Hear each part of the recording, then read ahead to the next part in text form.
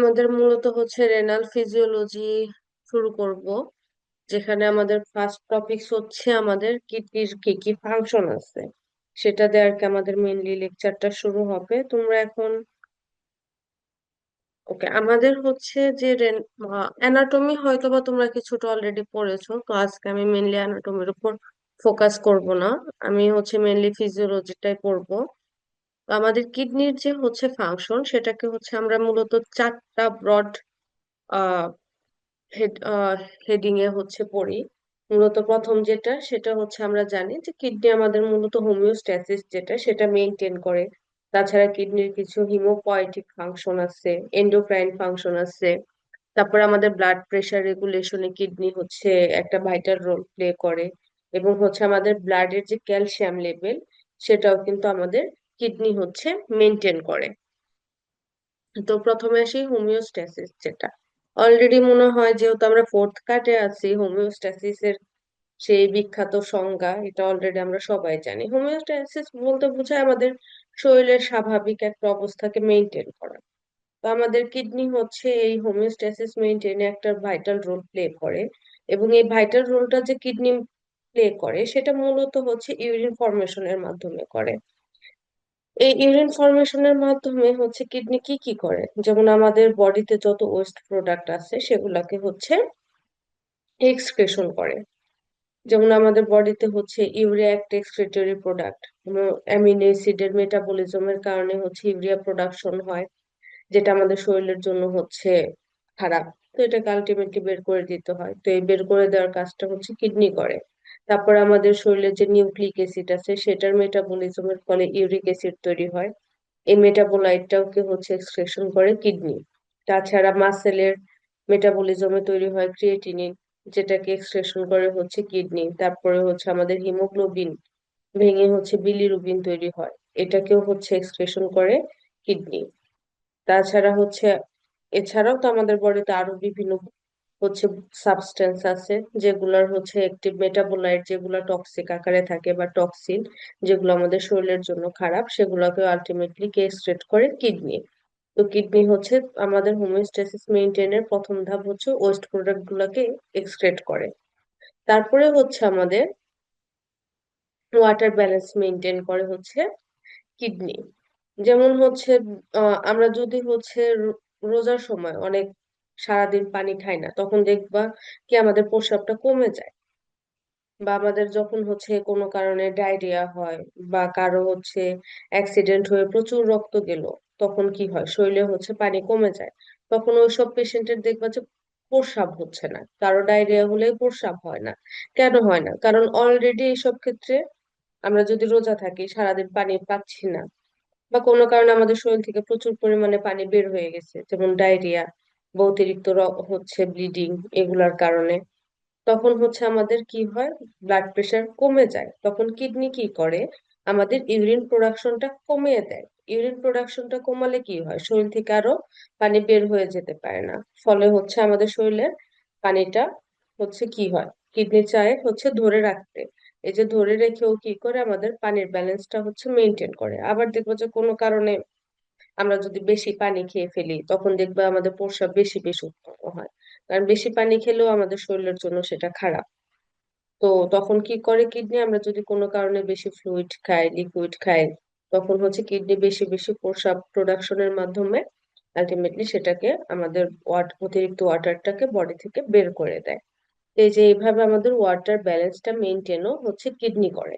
তাছাড়া electrolytic balance যেটা maintain করে, মেইনলি সোডিয়াম যেটা, এই সোডিয়ামটা লেভেলটা আমাদের বডিতে মেনটেন হয় হচ্ছে কিডনির মাধ্যমে। আমাদের আমাদের বডির যে অসমোলারিটি সেটা হচ্ছে মেইনলি ডিপেন্ড করে সোডিয়ামের উপর। সোডিয়াম বাড়লে আমাদের অসমোলারিটিও বাড়বে, আবার সোডিয়াম কমলে আমাদের অসমোলারিটিও কমে।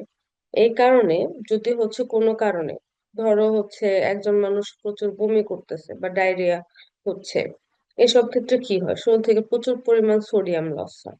তখন হচ্ছে আমাদের একটা কাজ, কিডনি কি করে, আমাদের যে প্রস্রাব প্রস্রাব উৎপাদন, যখন ইউরিনটা হচ্ছে প্রডিউস হয়, তখন আমাদের এই ইউরিনের যে ওয়াটার এটার মধ্যে যখন গ্লোমেরুলার ফিল্টারটা ক্রস করে, তখন প্রচুর পরিমাণ সোডিয়াম থাকে, সেটাকে আবার রিঅ্যাবজর্ব করে ব্লাডে ফিরিয়ে নিয়ে হচ্ছে সোডিয়ামের পরিমাণটা বাড়ানোর চেষ্টা করে। আবার সেম, যদি কোনো কারণে সোডিয়াম আমাদের বডিতে বেড়ে যায়, ধরো কেউ লবণ খাচ্ছে বা সোডিয়াম যুক্ত খাবার বেশি বেশি খাচ্ছে, তখন সোডিয়ামের পরিমাণ বেড়ে যায়। তখন হচ্ছে কিডনি কি করে, প্রস্রাবের মধ্যে অতিরিক্ত সোডিয়ামটাকে মিক্স করে বের করে দেয় আমাদের শরীর থেকে। তো তারপর হচ্ছে আমাদের যে শরীরে অ্যাসিড এবং বেস যে ব্যালেন্সটা, সেটা হচ্ছে আমাদের কিডনি মেনটেনে হেল্প করে। তো আমাদের হচ্ছে আমরা আমাদের বডিতে যত ধরনের হচ্ছে প্রতি মুহূর্তে বিভিন্ন কেমিক্যাল রিয়াকশন হয়, বিভিন্ন মেটাবোলাইট উৎপাদন হয়, এবং এইসব কেমিক্যাল রিয়াকশন অধিকাংশই হচ্ছে যে মেটাবোলাইট গুলো উৎপাদন হয়, সেগুলো হচ্ছে অ্যাসিড উৎপন্ন হয়। তো আমাদের শরীরে একটা কন্টিনিউয়াস হচ্ছে একটা অ্যাসিডিক প্রসেসের মধ্যে দিয়ে যেতে থাকে, কারণ যেহেতু সবগুলা রিয়াকশনে হচ্ছে অ্যাসিড উৎপন্ন হচ্ছে। তো এই কারণে কি হচ্ছে, আমাদের শরীরে অ্যাসিডোসিস হচ্ছে বেশি হয়, মানে অ্যাসিডের পরিমাণটা বেশি। তো আমাদের এই কিডনিটা কি করে, এই হাইড্রোজেন আয়ন, যেটা হাইড্রোজেন আয়ন আমরা জানি কি, হাইড্রোজেন আয়ন বেড়ে যাওয়া মানে হচ্ছে অ্যাসিডোসিস হওয়া। তো আমাদের কিডনি কি করে, ইউরিনের মধ্যে হাইড্রোজেন আয়ন বেশি বেশি বের করে দেয়, যাতে হচ্ছে আমাদের বডিতে পিএইচটা মেনটেন হয়, কারণ আমাদের বডি প্রচুর পরিমাণে প্রত্যেক সেকেন্ডে প্রচুর হাইড্রোজেন আয়ন উৎপাদন করে। কিন্তু হাইড্রোজেন বেড়ে গেলে কি হবে, এসিডোসিস হবে। আমরা জানি আমাদের ব্লাডের পিএইচ কত, 7.34 থেকে 7.45, এর মধ্যে আমাদের ব্লাডের যদি পিএইচটা থাকে, তখন আমাদের ব্লাড ঠিক মতো কাজ করতে পারে, আমাদের বডি কাজ করতে পারে। পিএইচ কমলে বা বাড়লে কি হয়, আমাদের যে হচ্ছে বডির বিভিন্ন সাবস্টেন্স আছে, তারা কাজ করতে পারে না। এই জন্য হচ্ছে আমাদের পিএইচটাও কিন্তু মেনটেন করা অনেক জরুরি, এবং এই পিএইচটা মেনটেনও হচ্ছে আমাদের মূলত কিডনি করে থাকে। আচ্ছা, তারপর আসি আমাদের কিডনির হিমোপয়েটিক ফাংশন আছে। আমরা কিডনি হচ্ছে গুরুত্বপূর্ণ দুইটা হরমোন সিক্রেশন করে, একটা হচ্ছে ইরাইথ্রোপয়েটিন, আর একটা হচ্ছে আমাদের থ্রোম্বোপয়েটিন। যেটা ইরাইথ্রোপয়েটিন, সেটা আমাদের আরবিসি কে কি বলা হয়, ইরাইথ্রোসাইট। আর ইরাইথ্রোসাইট তৈরির প্রসেসটাকে কি বলা হয়, আমরা জানি হচ্ছে ইরাথ্রোপয়েসিস। এই যে ইরাথ্রোপয়েসিস মানে যে প্রসেসের মাধ্যমে আমাদের শরীরে আরবিসি তৈরি হয়, তাকে ইরাথ্রোপয়েসিস বলা হয়। আর এই ইরাথ্রোপয়েসিস প্রসেসটাকে স্টিমুলেট করে ইরাথ্রোপয়েটিন নামক হরমোন। আর এই ইরাথ্রোপয়েটিন হরমোনটা তৈরি করে হচ্ছে আমাদের কিডনি। আবার আমাদের শরীরে হচ্ছে থ্রোম্বোসাইটও আছে। থ্রোম্বোসাইট কাদের বলা হয়, প্লাটিলেট। এই প্লাটিলেট উৎপাদনের প্রক্রিয়াকে বলা হয় থ্রোম্বোপয়েসিস। আর এই থ্রোম্বোপয়েসিসকে স্টিমুলেট করে থ্রোম্বোপয়েটিন নামক হরমোন। এই থ্রোম্বোপয়েটিন হরমোনটাও তৈরি করে আমাদের কিডনি। তাহলে কিডনি কি করতেছে, ইরাথ্রোপয়েটিন হরমোন তৈরি করে এবং থ্রোম্বোপয়েটিন হরমোন তৈরি করে। ইরাথ্রোপয়েটিন হরমোন তৈরি করার মাধ্যমে কিডনি ইরাথ্রোপয়েসিস প্রসেসটাকে স্টিমুলেট করে, আর থ্রোম্বোপয়েটিন হরমোনের মাধ্যমে থ্রোম্বোপয়েসিস প্রসেসটাকে স্টিমুলেট করে। ওকে, তারপর আসে এন্ডোক্রাইন ফাংশন। কিডনির এন্ডোক্রাইন ফাংশন আছে। অলরেডি আমরা দুইটা হরমোনের কথা একটু আগে বললাম, ইরাথ্রোপয়েটিন আর থ্রোম্বোপয়েটিন তৈরি করে।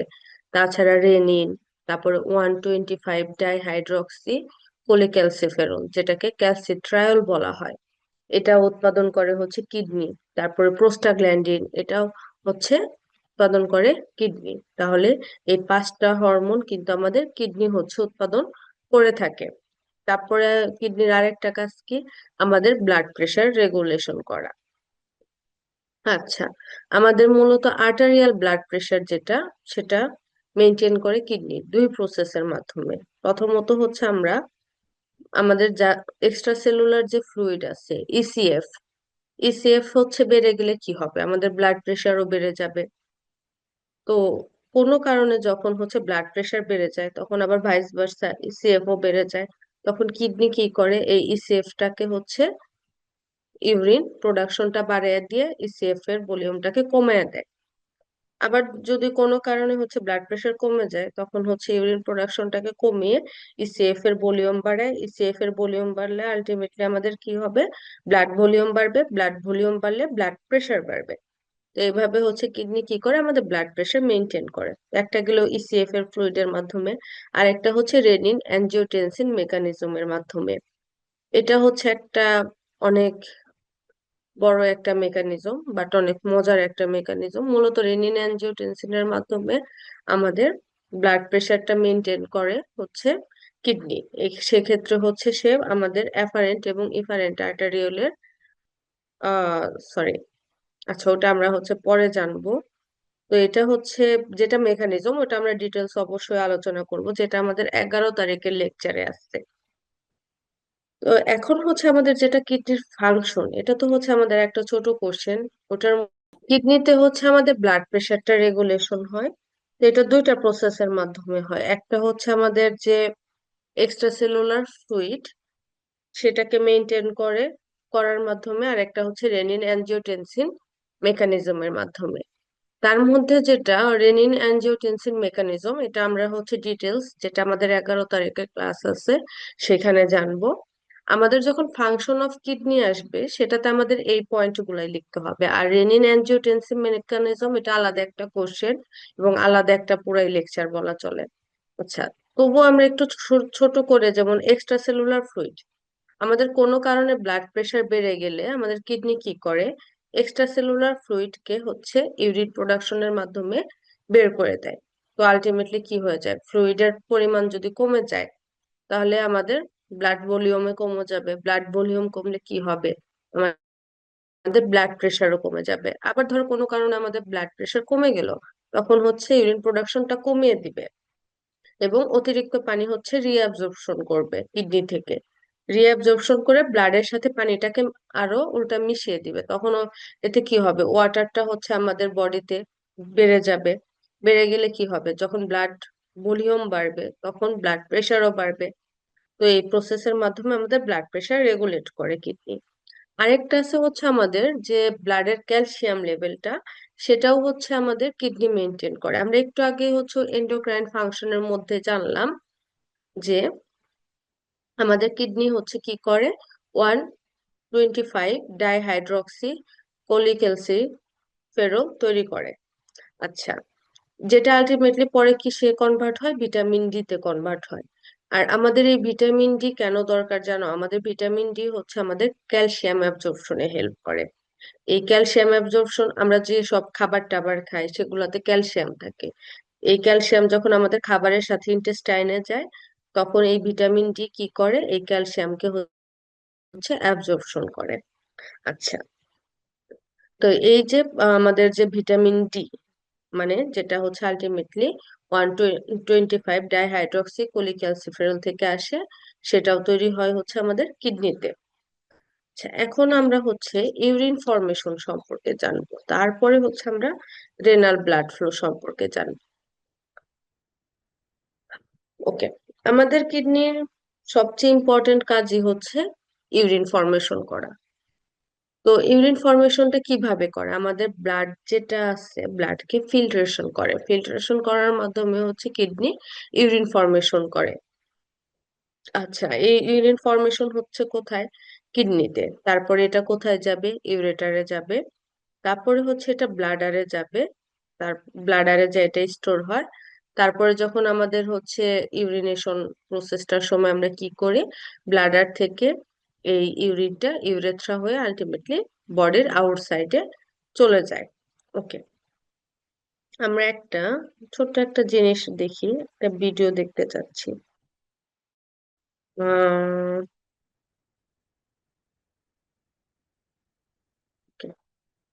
জাস্ট একটা অ্যানিমেশন ছোট্ট। এটা হচ্ছে আমাদের কিডনি। এই যে দেখো, এটা হচ্ছে রেনাল পিরামিড। ছোট্ট, আমরা জানি কিডনিতে অসংখ্য পিরামিড থাকে, ছোট ছোট অংশ। আচ্ছা, এই যে আমরা জানি, তারপরে আমাদের কিডনির যেটা হচ্ছে ফাংশনাল ইউনিট, সেটাকে আমরা কি বলি, নেফ্রন বলি। আমাদের নেফ্রনের কিছু পার্ট আছে, সেটা সম্পর্কে আমরা জানি। প্রথমে আমরা জানি নেফ্রনে দুইটা পার্ট থাকে, একটা হচ্ছে গ্লোমেরুলাস আর একটা হচ্ছে টিউবুল পার্ট। গ্লোমেরুলাসে, গ্লোমেরুলাস এই যে এটা হচ্ছে আমাদের গ্লোমেরুলাস। আচ্ছা, আর টিউবুলের মধ্যে কি থাকে, প্রক্সিমাল টিউবুল, তারপরে হচ্ছে আমাদের এই যে এটা হচ্ছে ডিস্টাল টিউবিউল, আর থাকে হচ্ছে এই যে ইউ আকারে, এটা হচ্ছে আমাদের লুপ অফ হেনলি। ওকে, এই তিনটা টিউবুল মিলে আমাদের টিউবুলার পার্ট, আর হচ্ছে থাকে গ্লোমেরুলাস, নেফ্রনের দুইটা অংশ। আচ্ছা,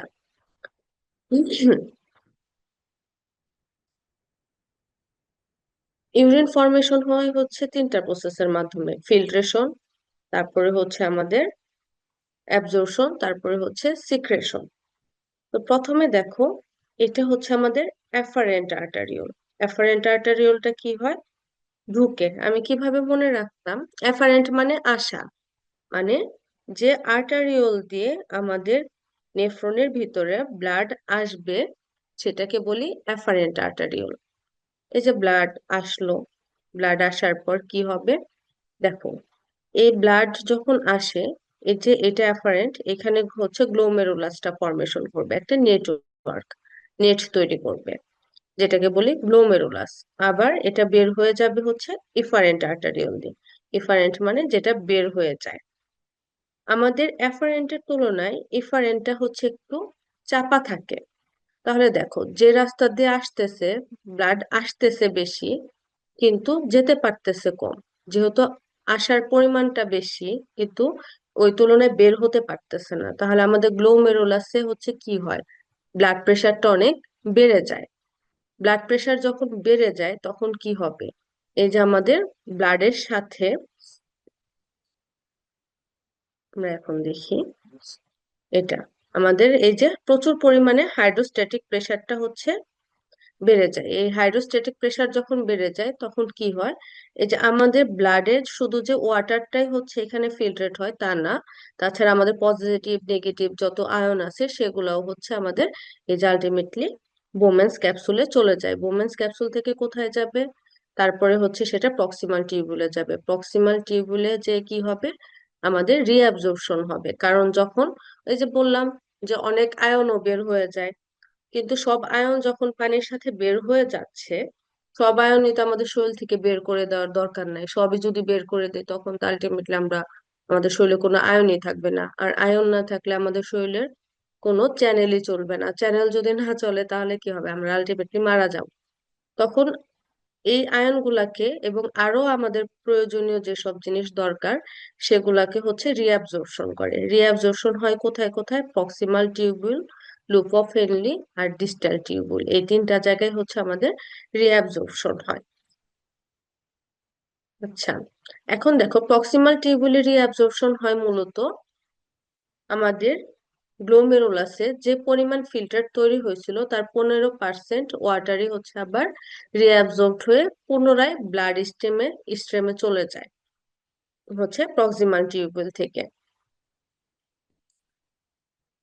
এবং এই যে এই প্রসেসটা আমাদের যে প্রক্সিমাল টিউবুলে যে ওয়াটার রিঅ্যাবজর্পশনটা হচ্ছে সেটা রেগুলেট করে একটা দুইটা হরমোন। হরমোন দুইটার নাম কি? ভেসোপ্রেসিন এবং অ্যালডোস্টেরন। এটা, এই ভিডিওটা জাস্ট আমি হচ্ছে একটা, যদি আমরা একটা 3D একটা অ্যানিমেশন দেখি সেটা অবশ্যই আমাদের জন্য বেশি হেল্পফুল হয়, সেজন্য হচ্ছে আমি এটা মূলত দিয়েছি। আমি প্রসেসটা পরে এখনই ডিটেলস বলবো, জাস্ট সেটা একটু দেখে রাখো তোমরা। আচ্ছা, তারপরে হয় সিক্রেশন। আবার ব্লাড হচ্ছে কি করে, আবার ব্লাডের মনে হয় যে না এইসব বস্তু আমার দরকার নাই, সেগুলা আবার হচ্ছে ইউরিনের সাথে সে মিশিয়ে দেয়। যেমন কি কি? ক্রিয়েটিনিন, হিস্টামিন, এটা হচ্ছে প্রক্সিমাল টিউবুল হচ্ছে সিক্রেট করে ইউরিনের সাথে মিশিয়ে দেয়। আর ডিস্টাল টিউবুল হচ্ছে কি কি সিক্রেট করে ইউরিনের মধ্যে? পটাশিয়াম।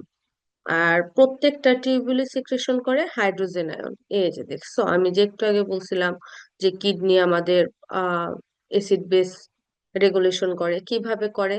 এই যে প্রত্যেকটা টিউবুলে দেখো কি করে, হাইড্রোজেন আয়নটাকে সিক্রেট করে ইউরিনের মধ্যে দিয়ে দেয়। হাইড্রোজেন আয়নটাকে সিক্রেট করে যখন ইউরিনে দিয়ে দিবে তখন কি হবে, আমাদের ব্লাডের হাইড্রোজেন আয়ন কমে যাবে। ব্লাডের হাইড্রোজেন আয়ন কমা মানে কি? পিএইচ কমা। আর আমরা জানি কি, আমাদের বডিতে যত প্রসেস হয় অধিকাংশই হচ্ছে এসিডিক প্রসেস, মানে কোনো না কোনো ভাবে এসিড উৎপাদন হয়। মানে এসিড কিন্তু এখন বেশি আমাদের, আর এসিড যখন বেশি উৎপাদন হবে সেটাকে যদি আমরা নিউট্রালাইজ না করতে পারি তাহলে আমাদের বডির অ্যাক্টিভিটি আলটিমেটলি বন্ধ হয়ে যাবে। কারণ এসিড কি করবে, আমাদের শরীরটাকে, আমাদের শরীরের ভিতরে যা আছে সবকিছুকে আলটিমেটলি বার্ন করে দিবে। এই তো। তো এই প্রসেসটাই হচ্ছে আমাদের, এই যে আমাদের প্রত্যেকটা টিউবুলই কি করে, হাইড্রোজেন আয়নটাকে সিক্রেট করে হচ্ছে ইউরিনের মধ্যে দিয়ে দেয়, যে কারণে আলটিমেটলি আমাদের বডিতে হাইড্রোজেন আয়ন যা অতিরিক্ত উৎপাদন হয় সেটা আবার ইউরিনের মাধ্যমে বের হয়ে যায়, ফলে আমাদের অ্যাসিড বেস ব্যালেন্সটা মেনটেন হয়। আচ্ছা, তো এই যে দেখো আলটিমেটলি কিডনি প্রডিউস হলো, সেটা আমাদের ইউরিনটা কি 95% হচ্ছে পানি, এবং এর মধ্যে 5% থাকে হচ্ছে সলিউট। তাছাড়া ইউরিয়া, অ্যামিনো অ্যাসিড এগুলোও থাকে। আর ডেইলি প্রোডাকশন 0.6 থেকে 2.5 লিটার উৎপাদন হয়। আর হচ্ছে আমাদের কিডনিতে যদি কোনো কারণে প্রতি আওয়ারে যদি 30 ml এর যে কম ইউরিন প্রডিউস হয়, সেটাকে হচ্ছে আমরা কিডনি ফেলিওর বলি। মানে কিডনি সঠিক মতো কাজ করতে পারতেছে না, সেটাকে আমরা কিডনি ফেলিওর বলে থাকি। আচ্ছা, এটাকে এখন আমি কথা না বলে একবার চালাই, এটা তোমরা জাস্ট একবার দেখে রাখো, তারপরে হচ্ছে আমি এই প্রসেসটা ফুল বলবো। রেনাল পিরামিড, রেনাল পিরামিডের মধ্যে থাকে নেফ্রন, এগুলো আমাদের নেফ্রনের পার্ট, গ্লোমেরুলাস এবং হচ্ছে আমাদের টিউবিউল গুলা। ইউরিন ফর্মেশন তিনটা প্রসেসে হয়। ওকে, প্রথমে গ্লোমেরুলাসে ব্লাড গুলো আসবে, এগুলা ফিল্ট্রেট হবে, ফিল্ট্রেট হয়ে বোমেন্স ক্যাপসুলে চলে যাবে। ওকে, এখানে কেন ফিল্টারটা হয়, কারণ প্রচুর পরিমাণে হাইড্রোস্ট্যাটিক প্রেসার কারণে হয়। এই যে দেখো, শুধু যে পানি ফিল্টারেট হয়ে বের হয়ে যাচ্ছে তা না ব্লাড থেকে, তাছাড়া বিভিন্ন পজিটিভ নেগেটিভ আয়নও বের হয়। কিন্তু আরবিসি কিন্তু আমাদের বের হতে পারতেছে না, কারণ আরবিসি অনেক বড়। আচ্ছা, তারপরে হবে রিঅ্যাবজর্পশন। রিঅ্যাবজর্পশন কি, এই যে ফিল্ট্রেট থেকে বিভিন্ন আয়ন বা বিভিন্ন যে হচ্ছে মেটাবোলাইটস যেগুলো আমাদের শরীরের জন্য দরকার, ওগুলো আবার রিঅ্যাবসর্পশন হয়ে ব্লাডে ফিরে যায়। তার মধ্যে প্রক্সিমাল টিউবুলে হচ্ছে প্রায় 50% ওয়াটার আবার রিঅ্যাবসর্ব হয়ে ব্লাড স্ট্রিমে চলে যায়, যেটা হরমোন ভেসোপ্রেসিন এবং অ্যালডোস্টেরন দ্বারা রেগুলেট হয়। আর সিক্রেশন হয় হচ্ছে আমাদের পেরিটিউবুলারি ক্যাপিলারি থেকে। এখানে কি হয়, ব্লাড আবার হচ্ছে কিছু জিনিস ইউরিনের সাথে মিক্স করে দেয়, যেমন প্রক্সিমাল টিউবুল ক্রিয়েটিনিন হিস্টামিন দেয়, আর ডিস্টাল টিউবুল পটাশিয়াম দেয়। আর সবগুলা টিউবুলই হচ্ছে হাইড্রোজেন আয়ন সিক্রেশন করে ইউরিনের সাথে মিশিয়ে দেয়। তাহলে আলটিমেটলি ইউরিন প্রডিউস হলো। ইউরিন কি 95% ওয়াটার, এটার মধ্যে সলিউট থাকে, urea, uric acid, amino acid, electrolyte থাকে। ডেইলি হচ্ছে 0.6 থেকে 2.5 লিটার হয়। আর কোনো কারণে যদি আমাদের কিডনিতে 30 ml পার আওয়ারের চেয়েও ইউরিন ফর্মেশন কম হয়, সেটাকে আমরা তখন বলে থাকি অ্যাকিউট কিডনি ফেলিওর। ওকে, আমরা যেটা এখন ভিডিওর মাধ্যমে দেখলাম ওইটাই আমরা একটু ডিটেলস করার চেষ্টা করব। তো ওকে, আমাদের যে হচ্ছে ইউরিন ফর্মেশন সেটা তিনটা মেইন স্টেপ। প্রথমে হচ্ছে গ্লোমেরুলার ফিল্ট্রেশন, তারপর রিঅ্যাবজর্পশন, দেন সিক্রেশন। আচ্ছা, এই যে এটা হচ্ছে আমাদের গ্লোমেরুলাস, গ্লোমেরুলাসে কি থাকে, অ্যাফারেন্ট আর্টারিওল। আচ্ছা, এই অ্যাফারেন্ট আর্টারিওলটা কি করে, পরে একটা নেট তৈরি করে যেটাকে বলি বোমেন্স ক্যাপসুল। আর তারপরে হচ্ছে এইটা ইফারেন্ট আর্টারিওল, যেটাতে ব্লাড বের হয়ে যায়। আলটিমেটলি যখন আমাদের সিস্টেমিক সার্কুলেশন থেকে ব্লাড আসে নেফ্রনে, অ্যাফারেন্ট আর্টারিওল হয়ে ঢুকবে।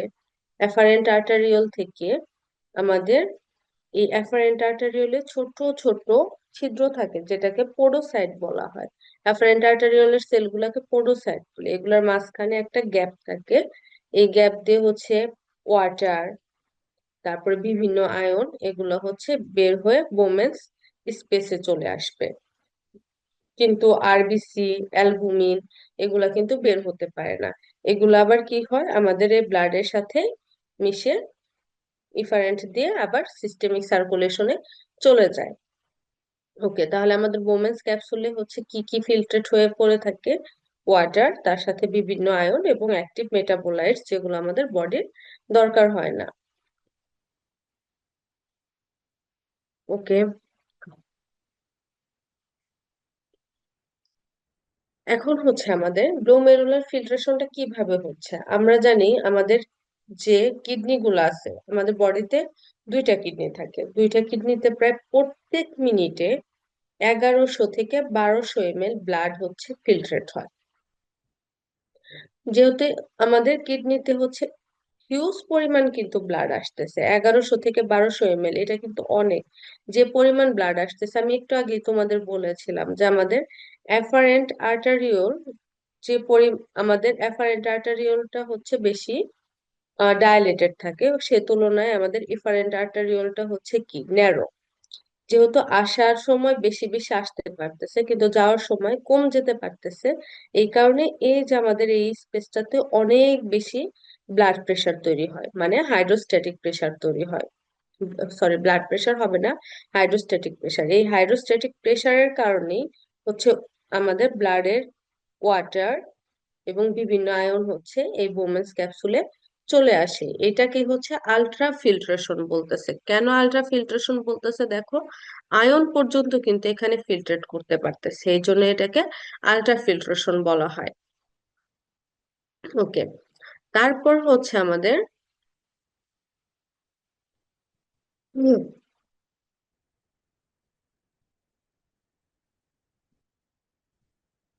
এখন হচ্ছে আমাদের যে মায়োজেনিক, আমরা দুইটা মেকানিজম সম্পর্কে জানবো, যেটা হচ্ছে মায়োজেনিক মেকানিজম, আর একটা হচ্ছে, সরি, তিনটা মেকানিজম: জাক্সটা গ্লোমেরুলার মেকানিজম, আর একটা হচ্ছে নিউরাল কন্ট্রোল।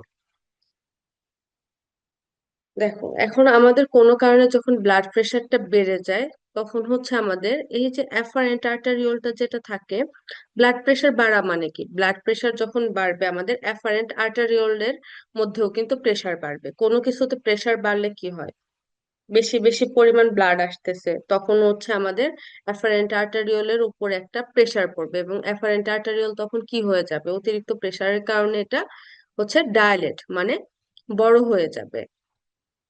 এই কারণে যখন ও বড় হয়ে যায়, তখন এফারেন্ট আর্টারিওলটা বড় হয়ে যাচ্ছে, এবং হচ্ছে ওর মধ্যে যে রিসেপ্টর গুলা থাকে সেগুলা হচ্ছে কি করে, ওপেন হয়ে যায়, এবং ওপেন হওয়ার ফলে এই যে আমাদের ওয়াটার গুলা হচ্ছে বের হয়ে আমাদের এই বোমেন্স এরিয়াতে ক্যাপসুলে চলে আসে।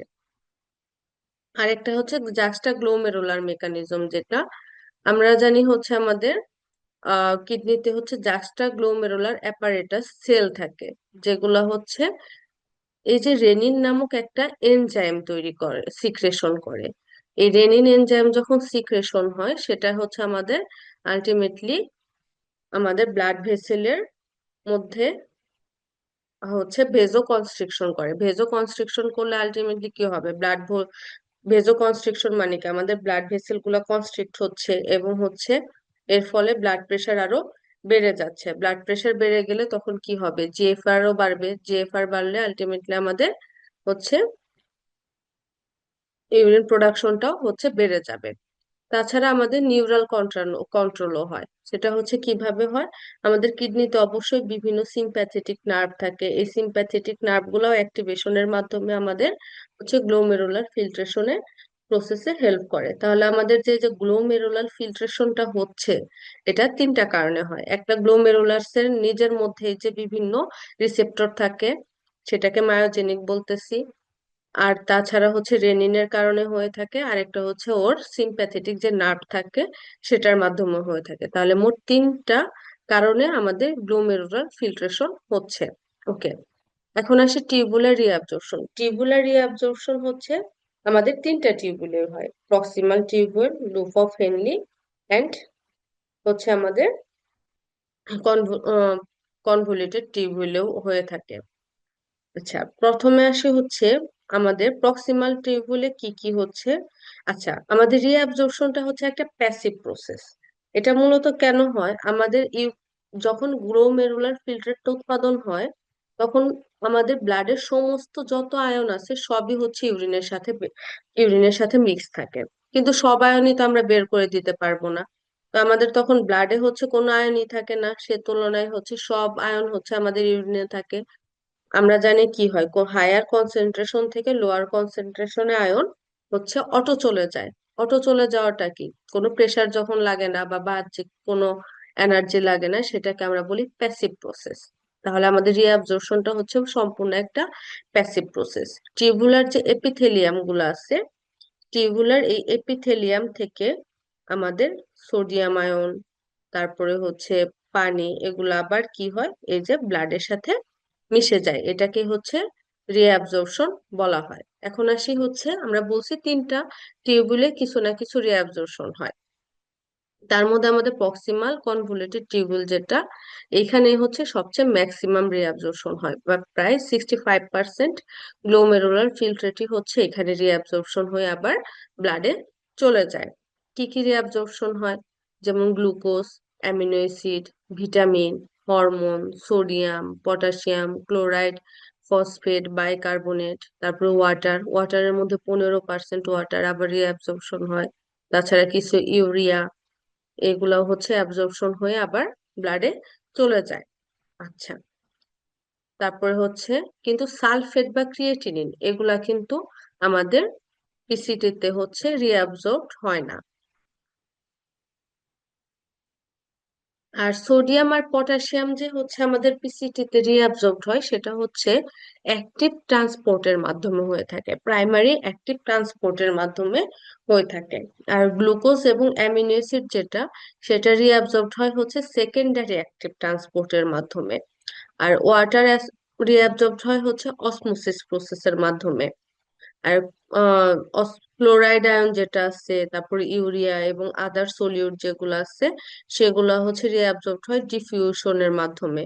আচ্ছা, এখন যদি আমরা হচ্ছে, অবশ্যই তোমরা ছোট মানে ইন্টারমিডিয়েটে থাকতে বা আমাদের ফিজিওলজিতেই হচ্ছে প্রাইমারি অ্যাক্টিভ ট্রান্সপোর্ট কি, সেকেন্ডারি অ্যাক্টিভ ট্রান্সপোর্ট, অসমোসিস, এগুলো আমরা ইন্টারমিডিয়েটেও পড়ছি। তো কোনটা কোন প্রসেসের মাধ্যমে অ্যাবজর্বড হয়, এটা হচ্ছে আমাদের এমসিকিউ এর জন্য দরকার।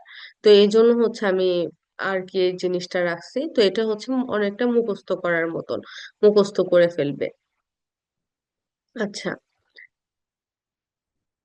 আমাদের এই যে যে ফিল্টারটা থাকে সেটা কি, আমাদের ব্লাড প্লাজমার মতন একদম আইসোটনিক। আমাদের ব্লাড প্লাজমাটাকে আমরা কি বলে, আমাদের আরবি, আমার ব্লাড প্লাজমা হচ্ছে আমাদের ব্লাড সেল ছাড়া বাকি যে অংশটা থাকে সেটাকে হচ্ছে আমরা ব্লাড প্লাজমা বলি। মানে আমাদের ব্লাড থেকে যদি আমরা আরবিসি, ডাব্লিউবিসি এবং প্লাটিলেট এই তিনটা জিনিসটাকে সরিয়ে দেই, তাহলে যে জিনিসটা অতিরিক্ত থাকে সেটাকে হচ্ছে আমরা বলি ব্লাড প্লাজমা।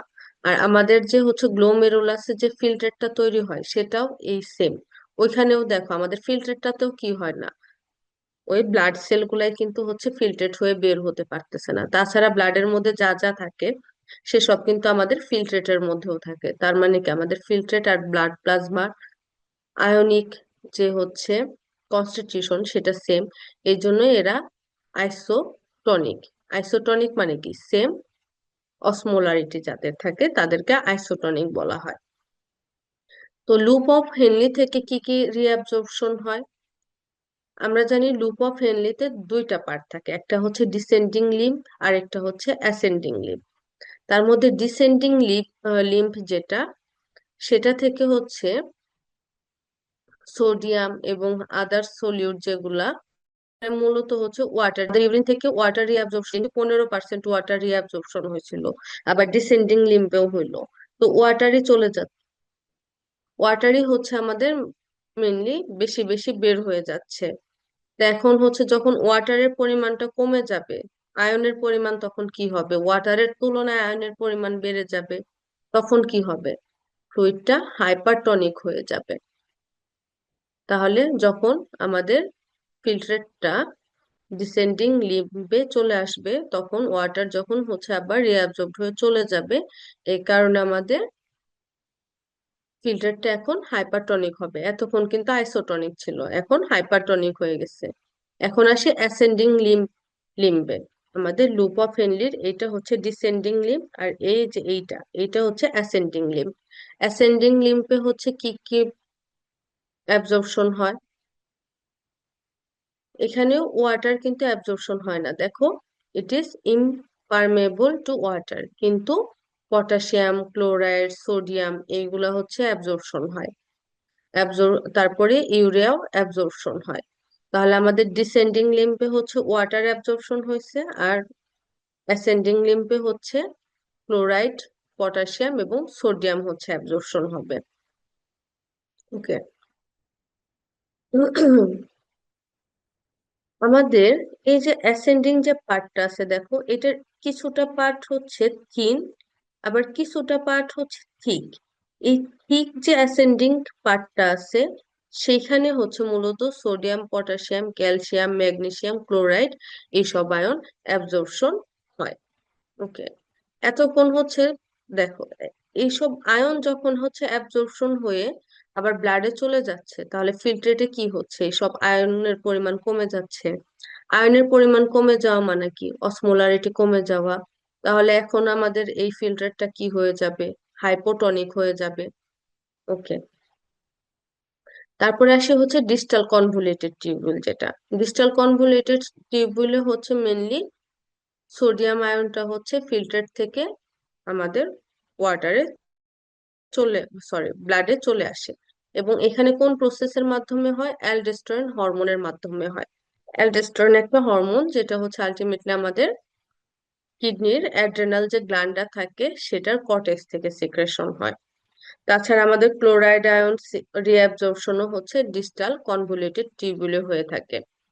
আচ্ছা, ডিস্টাল কনভলিউটেড টিউবুলে যে যে আমাদের ক্লোরাইডের অ্যাবজর্পশনটা হয়, সে ওকে, সোডিয়াম আর ক্লোরাইড হয় হচ্ছে অ্যালডোস্টেরনের কারণে। আর ওয়াটার রিঅ্যাবজর্পশন আমাদের ডিস্টাল কনভলিউটেড টিউবুলে হয়, সেটা হচ্ছে মূলত এডিএস বা অ্যান্টিডাইউরেটিক হরমোনের কারণে হয়ে থাকে। এডিএসটা হচ্ছে কোথায় থেকে উৎপাদন হয়? পিটুইটারি গ্ল্যান্ড থেকে হচ্ছে উৎপাদন হয়। আর হচ্ছে হাইপোথ্যালামাসে যে জমা থাকে সেখান থেকে সিক্রেশন হয়। ও, এখানে যেহেতু দেখো সোডিয়াম ক্লোরাইড দুইটা আয়নও অ্যাবজর্পশন হচ্ছে, আবার পানিও অ্যাবজর্পশন হচ্ছে, তার মানে পানিও হারাচ্ছে, আয়নও হারাচ্ছে। এর ফলে কি হচ্ছে?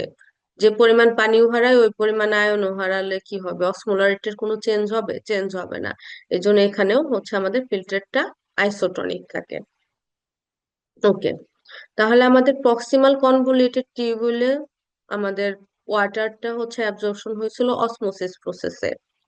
আর হচ্ছে আমাদের আয়ন গুলা অ্যাবজর্পশন হয়েছিল প্রাইমারি অ্যাক্টিভ ট্রান্সপোর্টের মাধ্যমে। কিন্তু আমাদের ডিস্টাল কনভলিউটেড টিউবুলে আয়ন হচ্ছে অ্যাবজর্পশন হয় অ্যালডোস্টেরন হরমোনের কারণে, আর পানি অ্যাবজর্পশন হয় হচ্ছে অ্যান্টিডাইউরেটিক হরমোনের কারণে।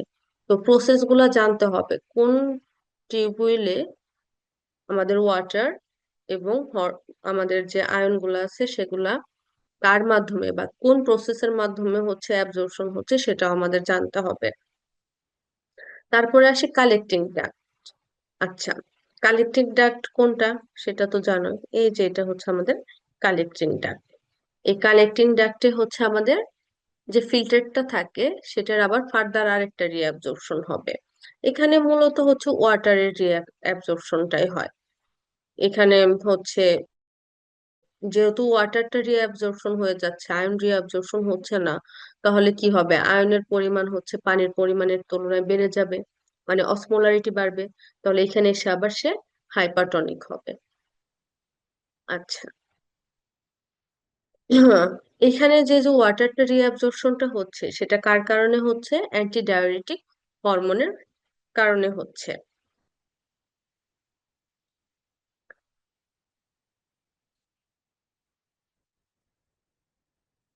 এখানে হচ্ছে আমি প্রসেসটা লিখছি, জাস্ট সোডিয়াম যে আমাদের কালেক্টিং ডাক্ট থেকে হচ্ছে অ্যাবজর্পশন হয়, সেটাও হচ্ছে অ্যালডোস্টেরনের কারণে হয়।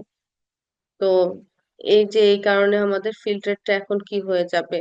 যেহেতু হচ্ছে সোডিয়ামটা হচ্ছে চলে যাচ্ছে বেশি বেশি, তাহলে আমাদের এটা হচ্ছে, আচ্ছা, হাইপারটনিক ফ্লুইড থেকে আবার আইসোটনিক ফ্লুইডে চলে আসবে।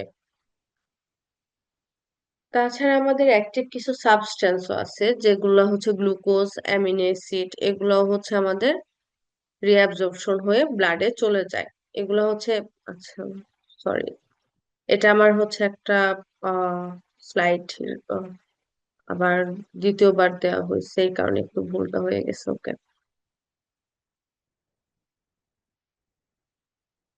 ওকে, আমাদের যে রেনাল থ্রেশহোল্ড আছে আমাদের গ্লুকোজে, সেটা গ্লুকোজের রেনাল থ্রেশহোল্ড হচ্ছে 180 milligram per 100 ml of blood. Okay, আমাদের মানে এটা বলতে কি বুঝাইছে, আমাদের প্রত্যেক 100 ml ব্লাডে 180 মিলিগ্রাম গ্লুকোজ থাকে। এটাই হচ্ছে আমাদের রেনাল থ্রেশহোল্ড। এটা জানতে হবে যে আমাদের যে কিডনিতে যে ব্লাডটা আসে, সেই ব্লাডের প্রত্যেক 100 ml ব্লাডে কতটুকু গ্লুকোজ থাকে, 180 মিলিগ্রাম গ্লুকোজ থাকে। আচ্ছা, আমরা জানি যারা ডায়াবেটিক্স এর পেশেন্ট তাদের কি হয়, গ্লুকোজ ইউরিয়া হয়, গ্লাইকো ইউরিয়া হয়। এটাকে মানে বলতে কি বোঝায়, ইউরিনের সাথে গ্লুকোজ বেশি বেড়ে যায়।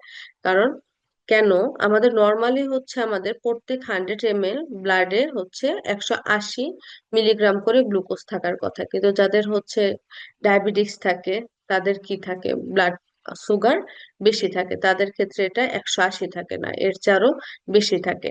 কিন্তু আমাদের রেনাল থ্রেশহোল্ড তো 180, সে তো এর চেয়ে বেশি নিতে পারবে না। তাহলে ওই অতিরিক্ত গ্লুকোজটা কি হয়, ডায়াবেটিক্স পেশেন্টের যে ওই যে বাড়তি যে গ্লুকোজটা থাকে সেটা হচ্ছে ওই যে আমাদের ইয়ের মাধ্যমে, প্রস্রাবের মাধ্যমে বের হয়ে যায়। এই কারণে হচ্ছে গ্লাইকোজিউরিয়া হয়, মানে ডায়াবেটিক পেশেন্টের ইউরিনে গ্লুকোজের উপস্থিতি পাওয়া যায়। আর এই যে গ্লুকোজটা যেহেতু প্রস্রাবে থাকে, এই কারণে হচ্ছে আমাদের ইউরিনারি ট্র্যাক্ট ইনফেকশন হয়। কারণ গ্লুকোজ কি, ব্যাকটেরিয়ার ফুড। তো যখন হচ্ছে এরকম গ্লুকোজের পরিমাণ বেশি বেড়ে যাবে, তখন আমাদের যে আহ নর্মালি যে ব্যাকটেরিয়া গুলো আমাদের বডিতে থাকে, যেমন ইউরিনারি ট্র্যাক্টে যে ব্যাকটেরিয়া গুলো নর্মালি থাকে, তখন ওগুলার এক্সেসিভ গ্রোথ হয় এবং আমাদের ডায়াবেটিক পেশেন্টের তখন ইউরিনারি ট্র্যাক্ট ইনফেকশন হয়। এটা খুব একটা মানে এটা ক্লিনিক্যাল জিনিস। আপু এটা একটা অনেক সময়। হ্যাঁ, জি বলো। আপু হচ্ছে ডায়াবেটিস তো দুইটা টাইপ, একটা হচ্ছে ডায়াবেটিস মেলাইটাস আর একটা হচ্ছে ইনসিপিডাস। এখন দুইটার ক্ষেত্রেই কি 180-র উপরে চলে যাবে, বা কোনো মানে অ্যাভারেজ কি রেঞ্জ আছে নাকি? মানে আমি হচ্ছে ওটা কমন ডায়াবেটিকের ক্ষেত্রে বলছি, মানে দুটাতেই। ইনসিপিটাস হচ্ছে তোমার ডায়াবেটিস মেলাইটাস, যেটা সেটার মধ্যে মেনলি হচ্ছে রেনাল গ্লুকোজের থ্রেশহোল্ডটা হচ্ছে বেড়ে যায়। কারণ তাদের ক্ষেত্রে কি হয় না, হয় হচ্ছে ডায়াবেটিক টাইপ ও ডায়াবেটিস মেলাইটাস টাইপ 1 যেটা, সেটাকে আমরা হচ্ছে বলি ওই ক্ষেত্রে হচ্ছে আমাদের ইনসুলিন কাজ করে না। ইনসুলিন যদি কাজ না করে তখন কি হবে, গ্লুকোজ হচ্ছে মেটাবলিজম হবে না। আর ডায়াবেটিস টাইপ 2 তে কি হয়, সেটাতে হচ্ছে আমাদের body insulin sorry body glucose ব্যবহার করতে পারে না, তাহলে গ্লুকোজ থেকেই যায় বডিতে অতিরিক্ত, মানে ব্লাডে থেকেই যায়। তো দুইটা ক্ষেত্রে আলটিমেটলি কি হয়, ব্লাডে অতিরিক্ত গ্লুকোজ থাকে। এই যে গ্লুকোজ যখন আমাদের কিডনির গ্লুকোজ নেওয়ার ক্যাপাসিটি হচ্ছে 180 মিলিগ্রাম প্রত্যেক 100 ml ব্লাডের জন্য, কিন্তু যখন ডায়াবেটিক্স মেলাইটাসের পেশেন্ট গুলা থাকে তাদের ক্ষেত্রে কোনো না কোনো কারণে হোক, সেটা সে ইউটিলাইজ করতে পারতেছে না গ্লুকোজকে, বা সে গ্লুকোজকে ইনসুলিন দিয়ে ভাঙতে পারতেছে না, তো গ্লুকোজের পরিমাণ বেড়ে যায়। তো ওই অতিরিক্ত গ্লুকোজের কিছু অংশ তখন কি হয়, এই যে আমাদের প্রস্রাবের মধ্য দিয়ে বের হয়ে যায়। এটা আর কি আমি বলতে চাচ্ছিলাম, এটা মূলত ডায়াবেটিক্স মেলাইটাসের ক্ষেত্রে হচ্ছে এই জিনিসটা হয়। জি আপু, বুঝতে পেরেছি। আচ্ছা, থ্যাংক ইউ। ওকে, এখন আসি হচ্ছে আমাদের ইউরিন ফরমেশনের থার্ড স্টেপ যেটা, সেটা হচ্ছে টিউবুলার সিক্রেশন। টিউবুলার সিক্রেশন হচ্ছে, এতক্ষণ তো হচ্ছে আমাদের ফিল্টার থেকে বিভিন্ন আয়ন, গ্লুকোজ, অ্যামিনো অ্যাসিড, তারপরে ওয়াটার রিঅ্যাবজর্পশন হয়ে আবার ব্লাডে ফেরত গেল। এখন হচ্ছে আবার কিছু জিনিস আবার ব্লাড কি করবে, ইউরিনকে দিয়ে দিবে যে না তুমি এগুলা নিয়ে চলে যাও, তাহলে আমার জন্য, আমার বডির জন্য ভালো হয়। ওকে, তো আমাদের রেনাল টিউবুলের যে সেল গুলো আছে সেগুলো হচ্ছে কিছু আহ কিছু আবার সাবস্টেন্সকে হচ্ছে ইউরিনের সাথে মিক্স করে দেয়। তো এই এই কাজটা মূলত আমাদের হচ্ছে যে ক্যাপিলারি গুলা থাকে, পেরিটিউবুলার ক্যাপিলারি গুলা থাকে, সে করে থাকে। আচ্ছা, এটা হচ্ছে মূলত, আমি তোমাদের একটু দেখাই। পেরিটিউবুলার ক্যাপিলারি গুলা হচ্ছে এই যে আমাদের এইখান দিয়ে চারোদিক দিয়ে ঘিরে ঘিরে থাকে। এইখানে যে ক্যাপিলারি গুলো এই যে এরকম এরকম নেটের মতো করে তৈরি করে রাখবে, সেগুলো হচ্ছে পেরিটিউবুলার ক্যাপিলারি বলি। এই পেরিটিউবুলার ক্যাপিলারি গুলা কি করে? সিক্রেশন করে। সিক্রেশন কোথায় থেকে করে? ব্লাড হতে করে। ব্লাড হতে কার মধ্যে করে? ইউরিনের মধ্যে করে। তার মানে সে ব্লাড থেকে কিছু জিনিস ইউরিনের মধ্যে আবার মিক্স করে দেয়, সেটাকে হচ্ছে সিক্রেশন বলা হয়। তাহলে সিক্রেশনটা কি? অ্যাবজর্পশন রিঅ্যাবজর্পশনের হচ্ছে কমপ্লিটলি অপোজিট প্রসেস। রিঅ্যাবজর্পশনে কি হচ্ছিল? ফিল্ট্রেট থেকে কিছু জিনিস আবার ব্লাডে ফেরত যাচ্ছিল, আর সিক্রেশনে হচ্ছে ব্লাড থেকে আবার কিছু জিনিস ফিল্ট্রেশনে চলে আসবে। আচ্ছা, কি কি হয় দেখো, ক্রিয়েটিনিন, তারপর হিপুরিক অ্যাসিড, পিগমেন্টস, ড্রাগস যেমন পেনিসিলিন। ক্রিয়েটিনিন হচ্ছে কিসের মেটাবোলাইট? আমাদের মাসেলের মেটাবোলাইট হচ্ছে ক্রিয়েটিনিন। হিপুরিক অ্যাসিড যেটা আছে তার মধ্যে, আবার আমরা বিভিন্ন খাবার টাবার খাই, এগুলোর মধ্যে দেখবে পিগমেন্ট থাকে।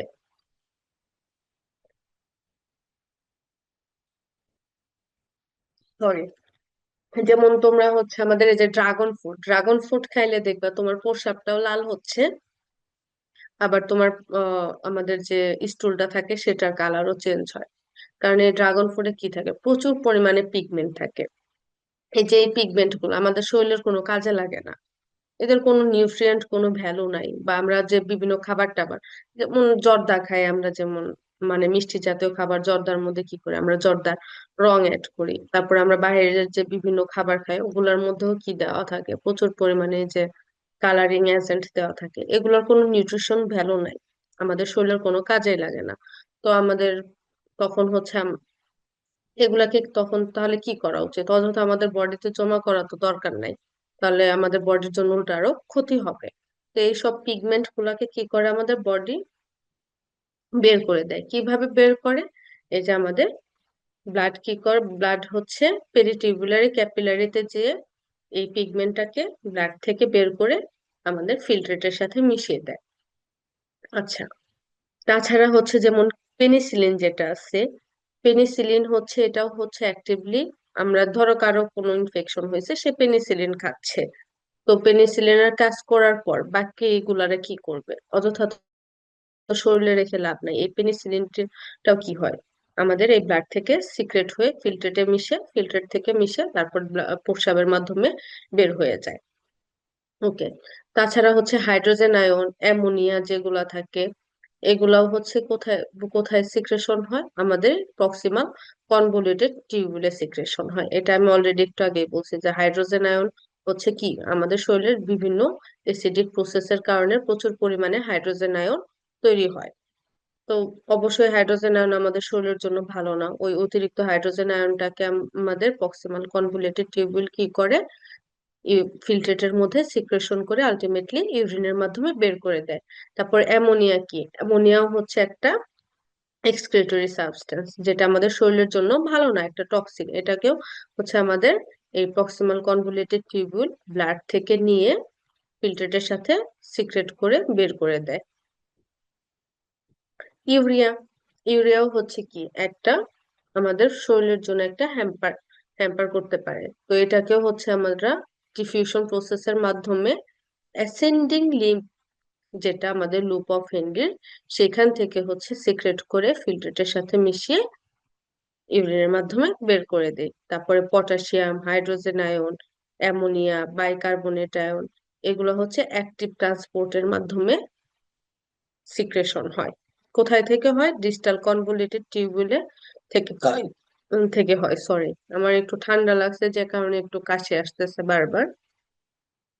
ওকে, তাহলে আমাদের জানতে হবে যে কোনটা কোথায় থেকে হচ্ছে। এই ক্রিয়েটিনিন, হিপুরিক অ্যাসিড, পিগমেন্ট, ড্রাগ যেমন পেনিসিলিন, এরা হচ্ছে হচ্ছে তোমার কোথায় থেকে? প্রক্সিমাল কনভলিউটেড টিউবুল থেকে। ইউরিয়া হচ্ছে কোথায় থেকে? অ্যাসেন্ডিং লিম্ফ থেকে। Potassium, hydrogen ion, ammonia, bicarbonate ion, এরা হচ্ছে ডিস্টাল কনভলিউটেড টিউবুল থেকে। আচ্ছা, হাইড্রোজেন আয়নের মেনলি সিক্রেশনটা হয় হচ্ছে প্রক্সিমাল কনভলিউটেড টিউবুল থেকেই।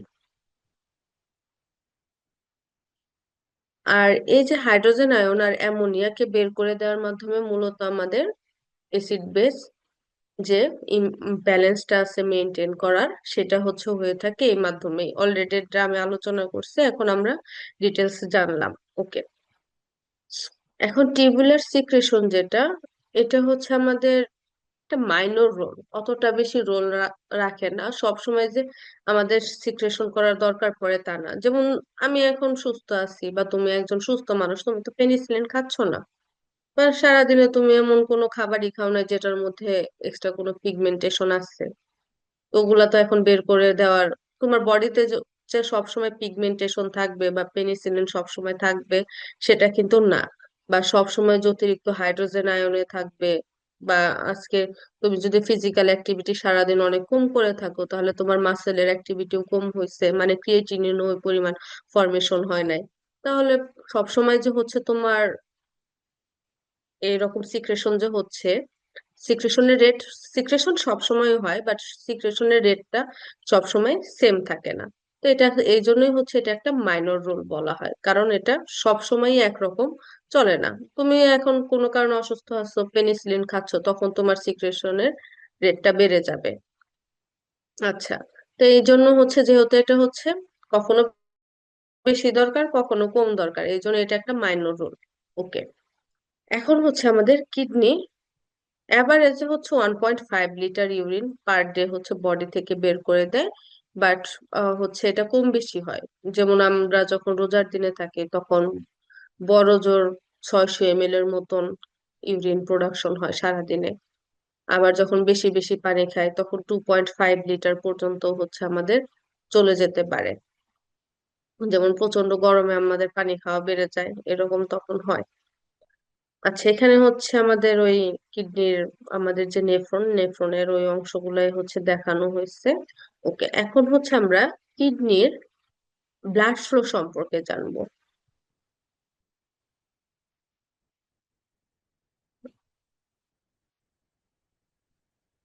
রেনাল ব্লাড ফ্লো, ধরো একটা 70 কিলোগ্রামের একজন মানুষ আছে এভারেজে, তার হচ্ছে প্রায় কিডনিতে প্রত্যেক মিনিটে প্রায় 1100 থেকে 1200 ml ব্লাড হচ্ছে কিডনির মাধ্যমে কিডনির মধ্যে ফ্লো হয়, যেটা আমাদের কার্ডিয়াক আউটপুটের হচ্ছে প্রায় 22%। এবং সবচেয়ে অবাক করা বিষয় কি জানো, আমাদের ব্রেনের চেয়েও আমাদের কিডনিতে ব্লাড সাপ্লাই প্রায় দ্বিগুণ। এটা অনেক মজার জিনিস, আমাদের ব্রেনে যতটুকু না ব্লাড সাপ্লাই হয় প্রত্যেক মিনিটে, তার তুলনায় কিডনিতে প্রায় দ্বিগুণ ব্লাড সাপ্লাই হয়। এবং আমাদের বডি ওয়েটের 0.4% হচ্ছে একটা হাই ব্লাড হচ্ছে, সরি, আমাদের বডি ওয়েটের, টোটাল বডি ওয়েটের 0.4% পর্যন্ত হচ্ছে যে ব্লাড, মানে এটাকে কিভাবে বলবো, আমাদের টোটাল বডি ওয়েট যতটুকু তার 0.4% হচ্ছে এই ব্লাড হচ্ছে আমাদের কিডনিতে হচ্ছে প্রত্যেক মুহূর্তে ফ্লো হতে থাকে। Okay, এবং আমাদের যতগুলো অর্গান আছে তার মধ্যে সবচেয়ে বেশি ব্লাড ফ্লো কোথায় বেশি হয়, কিডনিতে বেশি হয়, এটা মনে রাখবা। হার্ট, মানে হার্ট তো আলাদা জিনিস, হার্ট তো হচ্ছে আমাদের সার্কুলেশনের মেন, তো তাছাড়া হার্টের পর সবচেয়ে বেশি হচ্ছে ব্লাড ফ্লো হয় হচ্ছে কিডনিতে। ইভেন ওটা সেটা ব্রেনের তুলনায়ও প্রায় দ্বিগুণ। ওকে, আমাদের যে রেনাল ব্লাড ফ্লোটা হয় সেটার কিছু ক্যারেক্টারিস্টিক আছে। তো আমাদের বুঝতে পারলাম যে আমাদের রেনাল ব্লাড ফ্লোটা অনেক বেশি হয়, প্রায় 1100 ml প্রত্যেক মিনিটে। এত পরিমাণ ব্লাড, সেটা প্রায় আমাদের কার্ডিয়াক আউটপুটের 22% হয়। ওকে, তার মধ্যে 94%ই হচ্ছে আমাদের ওই কিডনির কর্টেক্সে ব্লাড ফ্লো হয়, আর বাকি ব্লাড ফ্লোটা হয় হচ্ছে মেডুলাতে।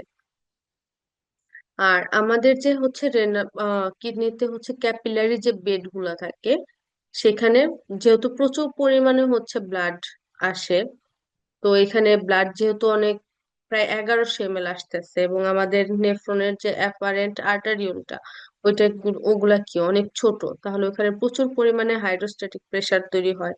এবং সেটা কতটুকু, প্রায় 60 মিলিমিটার অফ মার্কারি।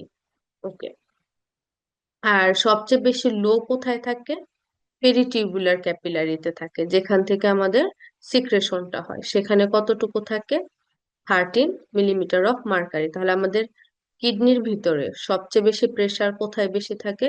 গ্লোমেরুলার ক্যাপিলারিতে, সেখানে 60। আর সবচেয়ে কম থাকে হচ্ছে পেরিটিউবুলার ক্যাপিলারিতে, সেখানে হচ্ছে 30। ওকে, আমাদের কিডনির ব্লাড ফ্লোটা কিভাবে হয়? এটা হচ্ছে আমাদের একটা ফ্লো চার্ট। অ্যাওর্টা থেকে ব্লাড রেনাল আর্টারিতে আসবে। আচ্ছা, আমরা এটা দেখে পড়ি। আমাদের অ্যাওর্টা থেকে ব্লাডটা, এই যে আমাদের রেনাল আর্টারি, দেখো রেনাল আর্টারি কিছু ছোট ছোট আর্টারিতে ভাগ হয়েছে, এই যে একটা, এই যে একটা, এটাকে বলে আমরা সেগমেন্টাল আর্টারি। সেগমেন্টাল আর্টারিটা আবার দেখো পরবর্তীতে এই যে একটা, এই যে একটা, এই যে একটা আর্টারিতে ভাগ হয়েছে। এটাকে আমরা বলি ইন্টারলোবার আর্টারি। এগুলা এক একটা লোবে চলে যাচ্ছে। ওকে, এই ইন্টারলোবার আর্টারি দেখো আবার ভাগ হচ্ছে, ভাগ হয়ে হচ্ছে বিভিন্ন, এই যে এই ইন্টারলোবার আর্টারি গুলা এইদিকে যাচ্ছে, এইদিকে যাচ্ছে, এটাকে বলা হয় আর্কুয়েট আর্টারি। ওকে, এখন আর্কুয়েট আর্টারি গুলো আলটিমেটলি কোথায় প্রবেশ করবে? নেফ্রনে প্রবেশ করবে। সেটাকে আবার আমরা মাইক্রোস্কোপের নিচে হচ্ছে দেখতে পারবো, সেটাকে আর খালি চোখে দেখা যায় না। তো আর্কুয়েট আর্টারিটা ভাগ হয়ে তৈরি করে ইন্টার লোবিউলার আর্টারি। এই যে প্রত্যেকটা লোবে, লোবে যেটা থাকে, লোবিউলে যেটা থাকে সেটাকে বলি ইন্টারলোবিউলার। এই ইন্টারলোবিউলার হচ্ছে আবার কিসে ভাগ হয়? দেখো এই যে অ্যাফারেন্ট আর্টারি। এই অ্যাফারেন্ট আর্টারি তৈরি করলো গ্লোমেরুলাস। গ্লোমেরুলাস হচ্ছে থেকে আবার বের হয়ে যাচ্ছে কোনটার মাধ্যমে? ইফারেন্ট আর্টারিওলের মাধ্যমে। এই ইফারেন্ট আর্টারিওল গুলা হচ্ছে, এই যে একটা ইফারেন্ট, এই যে একটা ইফারেন্ট, এই দুইটা ইফারেন্ট মিলে তৈরি করলো পেরিটিউবুলার ক্যাপিলারি। এই যে এটা হচ্ছে আমাদের পেরিটিউবুলার ক্যাপিলারি। ওকে, এই পেরিটিউবুলার ক্যাপিলারি থেকে পরে কি আসবে? ভাসা রেক্টা আসবে, যেটা হচ্ছে আমাদের নেফ্রনের এই যে লুপটা যে আছে না, এই লুপের চারোদিকে যেটা থাকে সেটাকে বলা হয় ভাসা রেক্টা। এই ভাসা রেক্টা, অনেকগুলা ভাসা রেক্টা মিলে কি তৈরি করবে? Interlobular vein.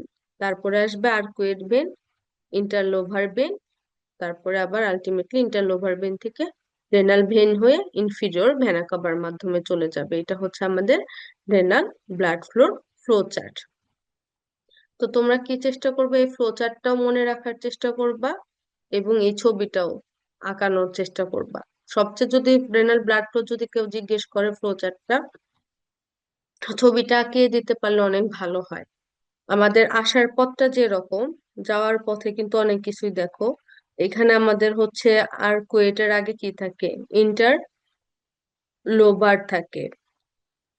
ওকে, তো জাস্ট একটা আরেকটা রুলটা কিন্তু দেখো, এখানে সেগমেন্টাল আর্টারি যেমন আছে, এখানে কিন্তু সেগমেন্টাল ভেন নাই।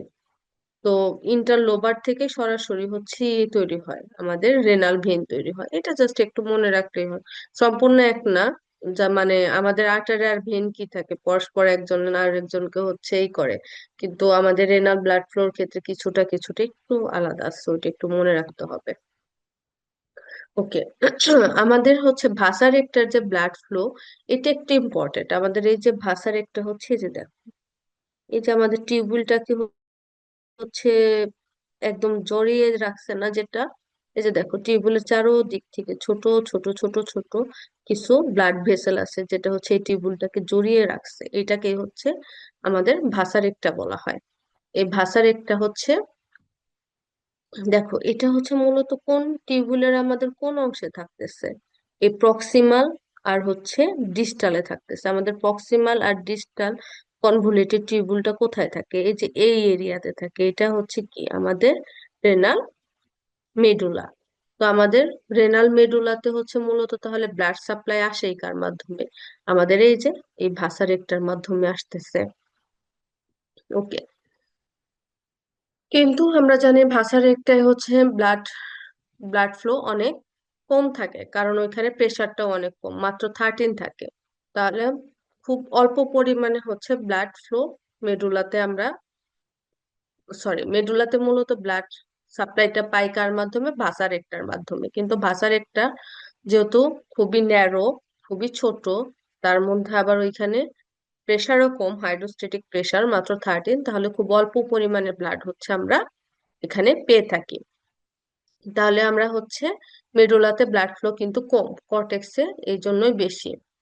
এবং কর্টেক্সে হচ্ছে কতটুকু, প্রায় হচ্ছে 94%। দেখো কর্টেক্সে কত বড় বড় আর্টারি আর ভেইন থাকে, সব এই যে রেনাল আর্টারি বলো, সেগমেন্টাল, ইন্টারলোবার, আর্কুয়েট, এগুলা সব হচ্ছে কর্টেক্সে থাকে।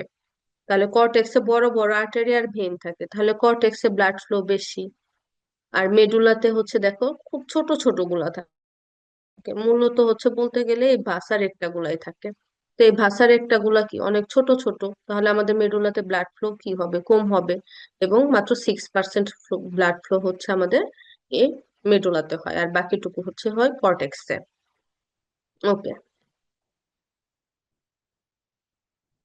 আচ্ছা, এই ভাসার একটা হচ্ছে মূলত আমাদের কেন ইম্পর্টেন্ট, কারণ হচ্ছে এই ভাসার একটার কারণে আমাদের ইউরিনটা হচ্ছে কনসেন্ট্রেটেড থাকে। আচ্ছা, রেনাল ব্লাড ফ্লো আর হচ্ছে অক্সিজেন কনজাম্পশন সম্পর্কে আমরা জানি।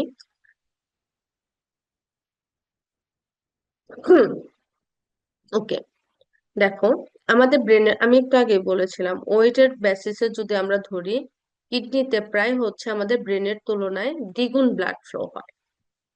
এবং যেহেতু দ্বিগুণ ব্লাড ফ্লো হয়, আমরা ভাবতেই পারি যে তাহলে হয়তো বা আমাদের ব্রেনের তুলনায় কিডনিতে অক্সিজেনের পরিমাণও দ্বিগুণ লাগে।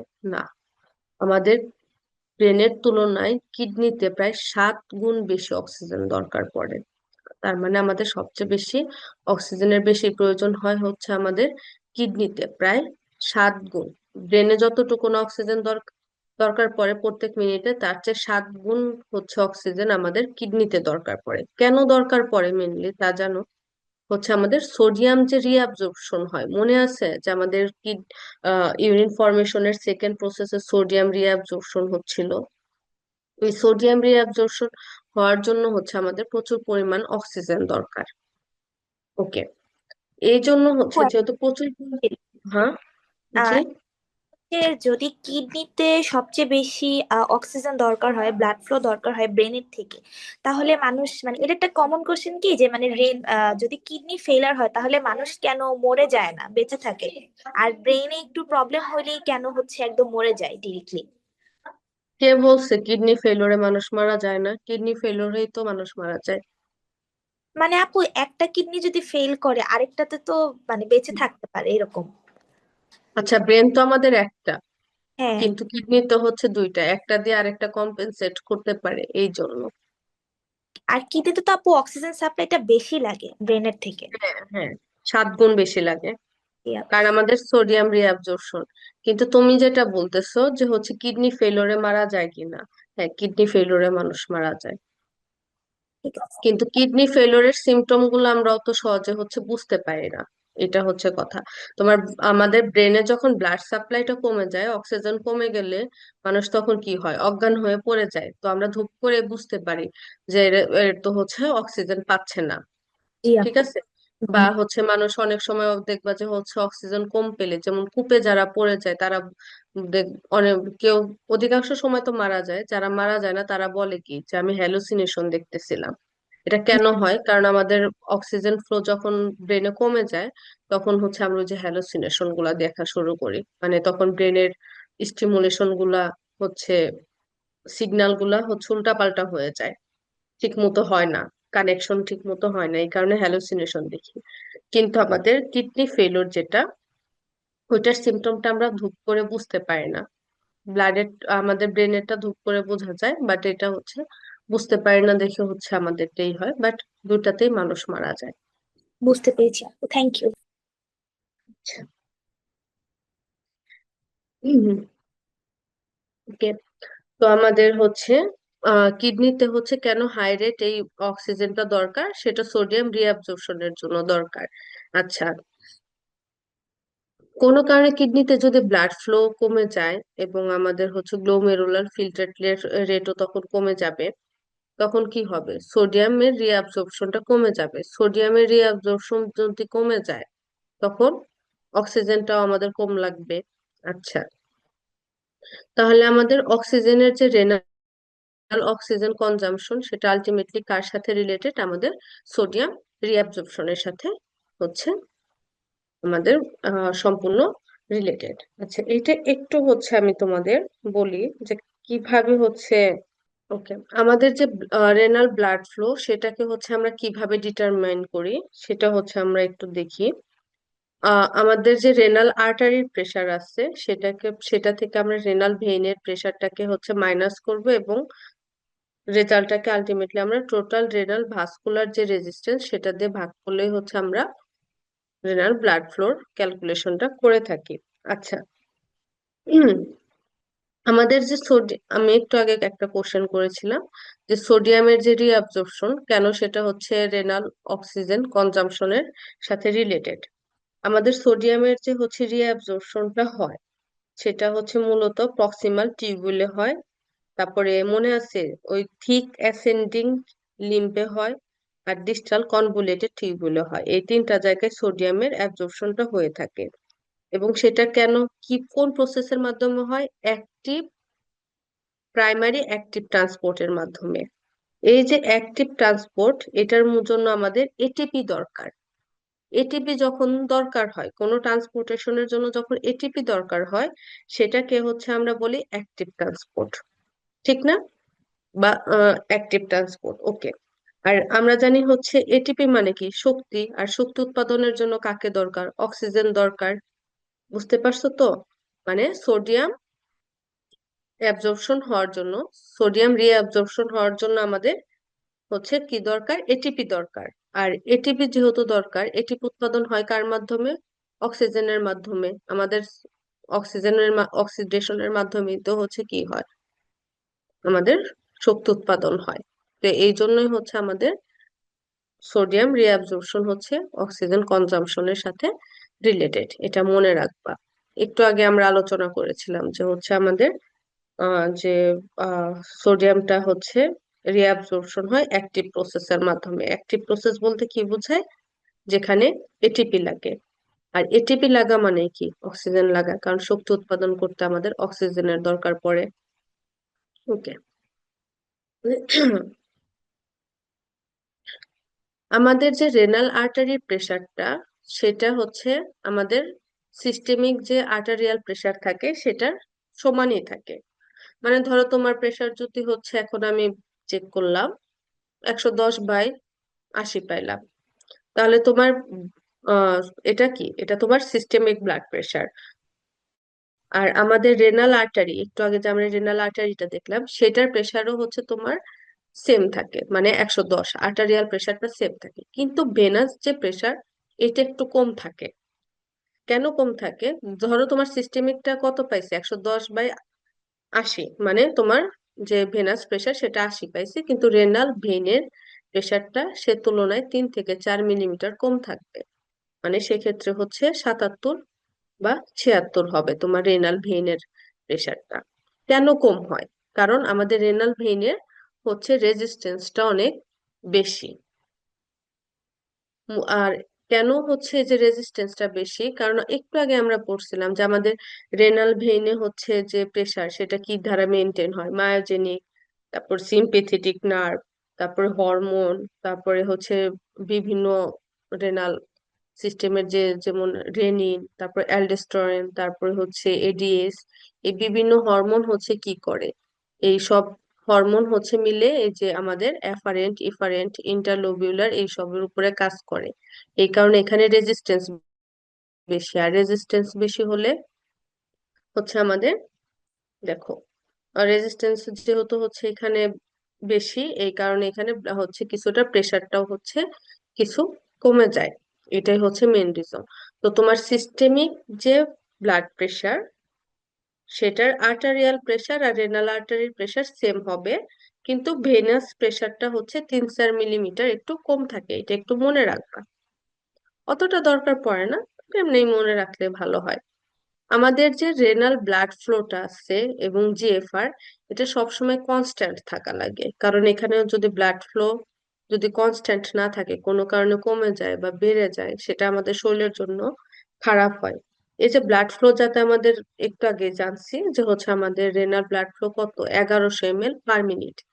তো এটা যাতে কনস্ট্যান্ট থাকে সেটা কে রেগুলেশন করে? আমাদের কিডনি নিজে রেগুলেশন করে, এটাকে এই জন্য বলা হয় অটো রেগুলেশন।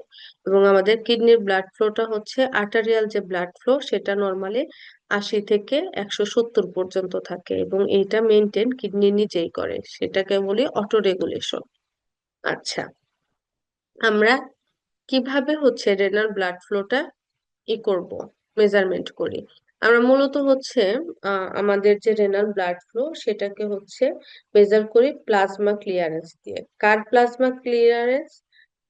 প্যারা অ্যামিনো হিপুরিক অ্যাসিড। এই প্যারা অ্যামিনো হিপুরিক অ্যাসিডের প্লাজমা ক্লিয়ারেন্স দিয়ে হচ্ছে আমরা রেনাল ব্লাড ফ্লোটা মেজার করি।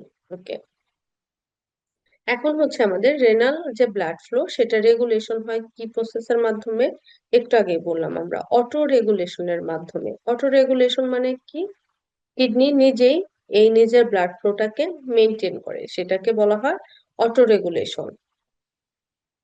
তো এখানে হচ্ছে অলরেডি আমরা জানছি মায়োজেনিক রেসপন্স আছে, তারপরে হচ্ছে টিউবুলো গ্লোমেরুলার ফিডব্যাক আছে। এখন আসি হচ্ছে মায়োজেনিক রেসপন্স কিভাবে হয় সেটা এখন ডিটেলসে জানি। ধরো আমাদের কোনো কারণে কিডনিতে হচ্ছে ব্লাড ফ্লো বেড়ে গেছে। এখন হচ্ছে কিডনিতে যখনই ব্লাড ফ্লো বাড়বে, আমাদের যে অ্যাফারেন্ট আর্টারিওলটা কি আছে ওটার মধ্যে ব্লাড বেশি বেশি আসবে। ব্লাড বেশি আসার কারণে কি হবে? ও হচ্ছে ফুলে ফেঁপে উঠবে, এবং মানে ও স্ট্রেস হবে। যখন ও স্ট্রেস হবে, ওর মধ্যে যে হচ্ছে চ্যানেল গুলা থাকে, ওই চ্যানেল থেকে ক্যালসিয়াম আয়ন গুলা হচ্ছে ফ্লো বেড়ে যাবে, এবং এই ফ্লো বেড়ে কোথায় চলে যাবে? ইসিএফ এ চলে যাবে। ওকে, যখন হচ্ছে ক্যালসিয়াম আয়নের ফ্লোটা বেড়ে যাবে, তখন ওই স্টিমুলেশনের কারণে একটা আমাদের যে স্মুথ মাসেলের কনস্ট্রাকশন হবে। মানে দেখো কি হচ্ছে, আবার তোমাকে বলি। ধরো কিডনিতে কোনো কারণে ব্লাড ভলিউম বেড়ে গেল, তখন আমাদের অ্যাফারেন্ট আর্টারিওলটা স্ট্রেস হবে।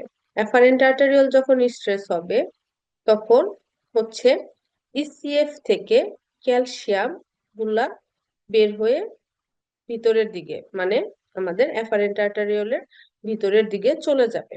মানে ইনফ্লাক্স হবে, ভিতরের দিকে চলে যাবে। কোথায় থেকে? ইসিএফ থেকে হচ্ছে আমাদের অ্যাফারেন্ট আর্টারিওলের যে চ্যানেল আছে সেই চ্যানেল থেকে ভিতরের দিকে চলে যাবে। তাহলে স্মুথ মাস আমাদের অ্যাফারেন্ট আর্টারিওলের যে স্মুথ মাসেলটা আছে সেখানে ক্যালসিয়ামের কনসেন্ট্রেশনটা বেড়ে যাবে। যখন অ্যাফারেন্ট আর্টারিওলের এই স্মুথ মাসেলের মধ্যে ক্যালসিয়ামের কনসেন্ট্রেশন বেড়ে যাবে, তখন আলটিমেটলি কি হবে? সিগন্যাল বাড়বে।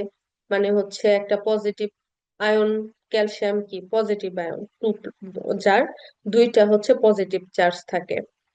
এই কারণে যেহেতু চার্জ বেড়ে যাবে, এই চার্জ বাড়ার কারণে হচ্ছে কনস্ট্রিকশন হবে, স্মুথ মাসেল কনস্ট্রিকশন করবে। অ্যাফারেন্ট আর্টারিওলের যে মাসেলটা সেটা কনস্ট্রিকশন হবে। মাসেল কনস্ট্রিকশন হলে আমাদের আর্টারিওলটা কি হবে? আলটিমেটলি হচ্ছে চুপসে যাবে, মানে রেজিস্ট্যান্স বাড়বে। এবং রেজিস্ট্যান্স বাড়লে কি হবে? তখন চুপসে গেলে কি হবে? ব্লাড ফ্লোটা তখন কমে যাবে। তার মানে একটা জিনিস হচ্ছে এটা, আমার একটা ভিডিও রাখা উচিত ছিল। যাই হোক, আজকে আমি আমার ডিউটির কারণে এটার একটা ভিডিও রেডি করতে পারি নাই, তাহলে একটু ভালো হতো। বাট এটা আমি হচ্ছে চেষ্টা করব তোমাদের গ্রুপে বা হচ্ছে দিয়ে দিতে, যে আমাদের হচ্ছে করে মেনলি রাখি এবং আহ একটা ভাইয়া করে, ইয়াকুব ভাইয়া, ওনাদের আমি দিয়ে দিব। ও ওনারা তোমাদের কাছে যাতে এটা একটু পৌঁছে দেয়, এই প্রসেসটা কিভাবে কাজ করে, এটার একটা অ্যানিমেশন দিয়ে দিব। অ্যানিমেশন দেখতে তোমাদের জন্য এটা বেশি উপকার হবে, কারণ এগুলা মুখে অতটা বলে বোঝানো যায় না। ওকে, তাহলে কিডনির মধ্যে দেখো, কিডনির মধ্যে কোনো কারণে ব্লাড ফ্লো বেড়ে গেলে কিডনি নিজেই কি করতেছে? হচ্ছে আলটিমেটলি ওর অ্যাফারেন্ট আর্টারিওলের স্মুথ মাসেলটাকে কনস্ট্রাকশন করিয়ে হচ্ছে রেজিস্ট্যান্স বাড়াচ্ছে, রেজিস্ট্যান্স বাড়িয়ে ব্লাড ফ্লোটাকে কমিয়ে দিচ্ছে, মানে কন্ট্রোল করতেছে। তো এটাই হচ্ছে মায়োজেনিক রিফ্লেক্স। মায়োজেনিক কি? মানে মাসেলের মাধ্যমে যেটা করে, অ্যাফারেন্ট আর্টারিওলটাকে চাপাইয়া সে হচ্ছে কাজ করতেছে। আর একটা হচ্ছে টিউবুলো গ্লোমেরুলার ফিডব্যাক, যেটা আমাদের ম্যাকুলা ডেন্সা বলে একটা জিনিস আছে। ম্যাকুলা ডেন্সা এটা হচ্ছে প্রথম দিকে একটা ছবিতে ছিল, আমি দেখাই।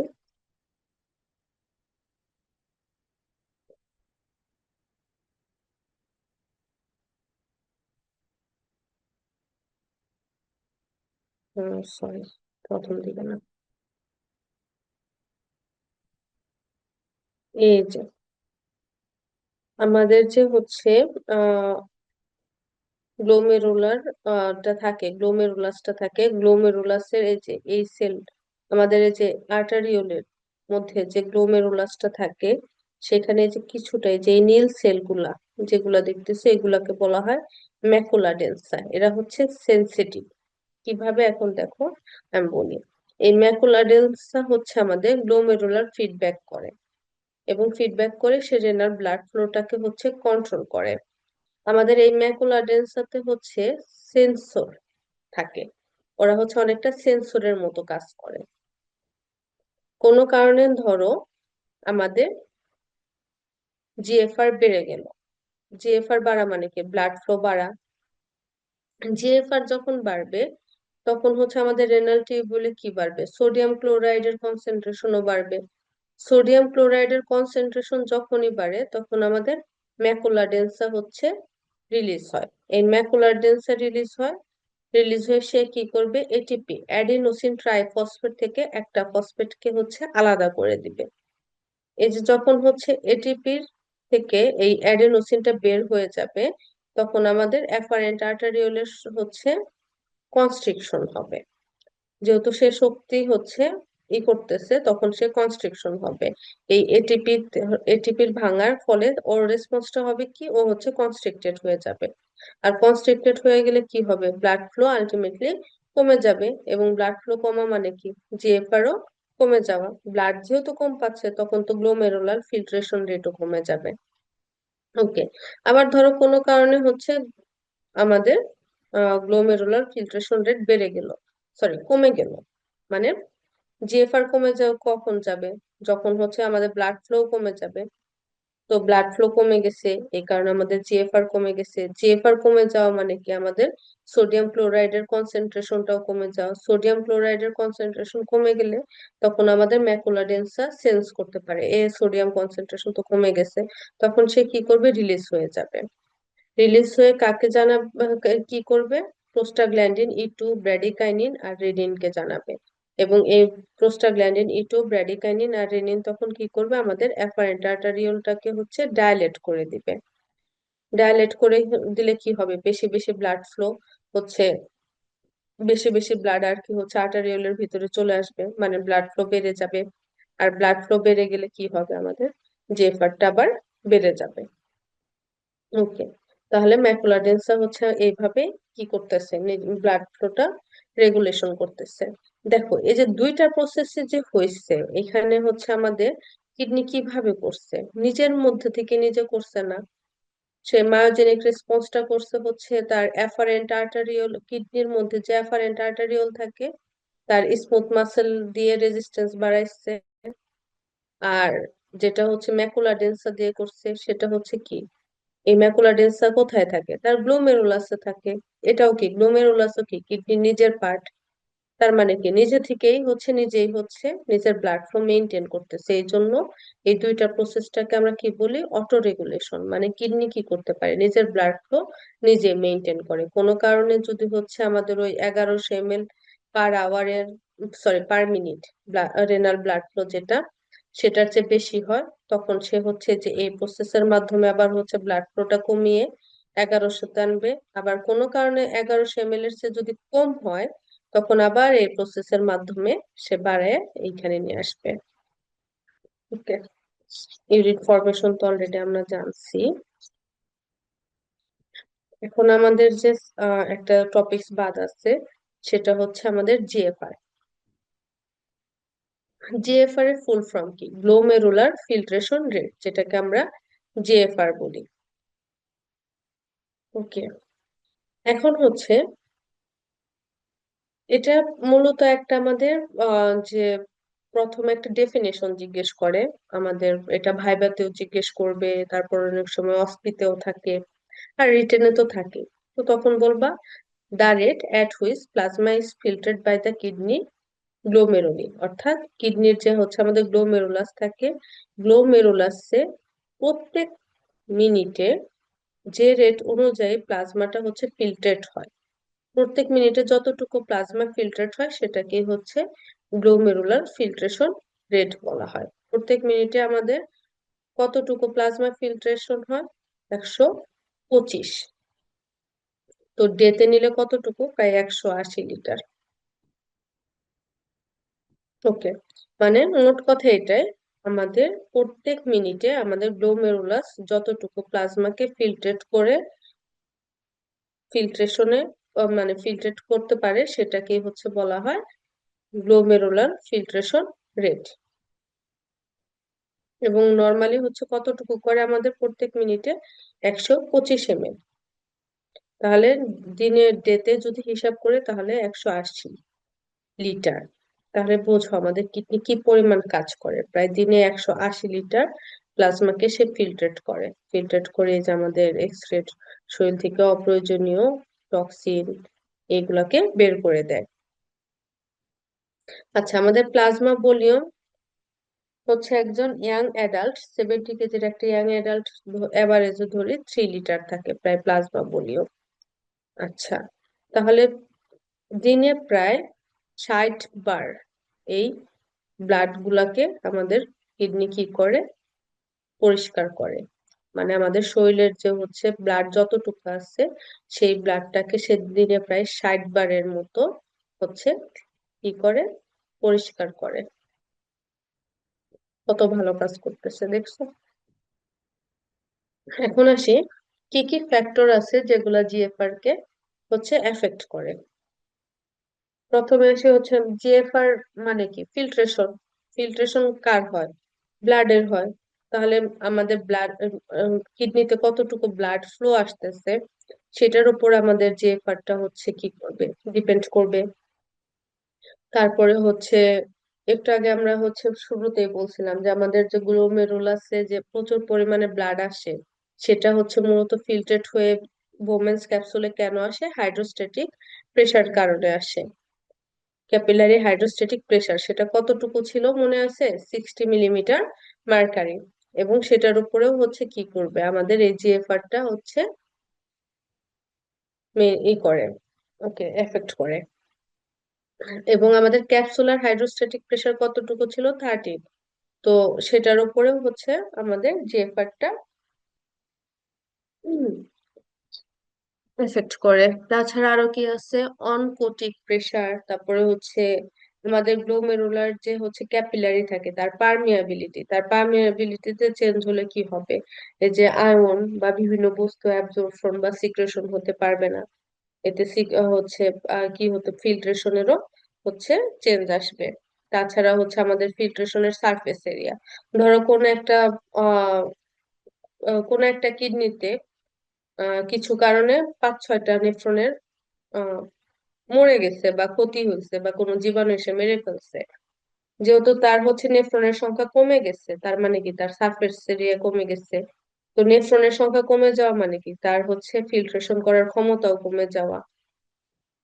তাহলে সারফেস এরিয়ার উপরেও আমাদের জিএফআর নির্ভর করে, ডিপেন্ড করে। তাছাড়া আমাদের যে ম্যাক্রো যে মলিকিউল আছে তাদের সাইজ, শেপ এবং ইলেকট্রিক্যাল চার্জের উপরেও ডিপেন্ড করে। যেমন হচ্ছে আমাদের আরবিসি, ডাব্লিউবিসি, প্লাটিলেট এরা কিন্তু ফিল্ট্রেট হতে পারে না, কারণ কেন? এদের সাইজ বড়। তারপরে হচ্ছে আমাদের যে ইলেকট্রিক্যাল চার্জ আছে, যেমন হচ্ছে সোডিয়াম যে পরিমাণে বের হতে পারবে, ক্যালসিয়াম সে পরিমাণে বের হতে পারবে না, কারণ সোডিয়াম কি? একটা একক আয়ন, মানে 1+। সোডিয়াম কি? একটা মাত্র পজিটিভ চার্জ থাকে, ওই তুলনায় ক্যালসিয়ামের কয়টা থাকে? 2টা থাকে। তাহলে সোডিয়াম কিন্তু ক্যালসিয়ামের তুলনায় দ্বিগুণ হারে বের হতে পারবে।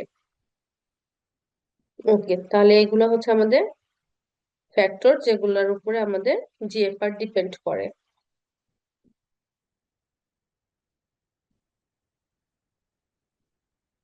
ওকে, এখন হচ্ছে আমাদের পিক প্রিন্সিপল বলে একটা জিনিস আছে যেটা হচ্ছে আমরা জেনে রাখি। যেটা হচ্ছে মাস ব্যালেন্স বলা হয় বা হচ্ছে কনজারভেটিভ অফ মাসও বলা হয়। এটা হচ্ছে আমাদের, এটা কখনো কোশ্চেন আসে না। আমাদের যে হচ্ছে ইনপুট, রেনাল আর্টারিতে যতটুকু ইনপুট আসে আমাদের রেনাল ভেইনে কিন্তু ততটুকু কিন্তু যায় না, কারণ কিছু পরিমাণ আমরা কি করি, প্রস্রাব উৎপাদন করি। তাহলে আমাদের যে ইনপুটটা আছে সেটা রেনাল আর্টারি থেকেই আসে শুধু, কিন্তু আমাদের আউটপুটটা কিন্তু দুই ধরনের হয়। কিডনিতে ব্লাডটা আসে, আসার পরে এই ব্লাডটার কিছু অংশ আমরা কি করি, প্রস্রাব উৎপাদন করি, আর কিছু অংশ হচ্ছে ভেন দিয়ে পাঠিয়ে দিই। তাহলে আমাদের আউটপুট হচ্ছে দুইটা হয়, একটা হচ্ছে রেনাল ভেন আর একটা হচ্ছে ইউরেটার।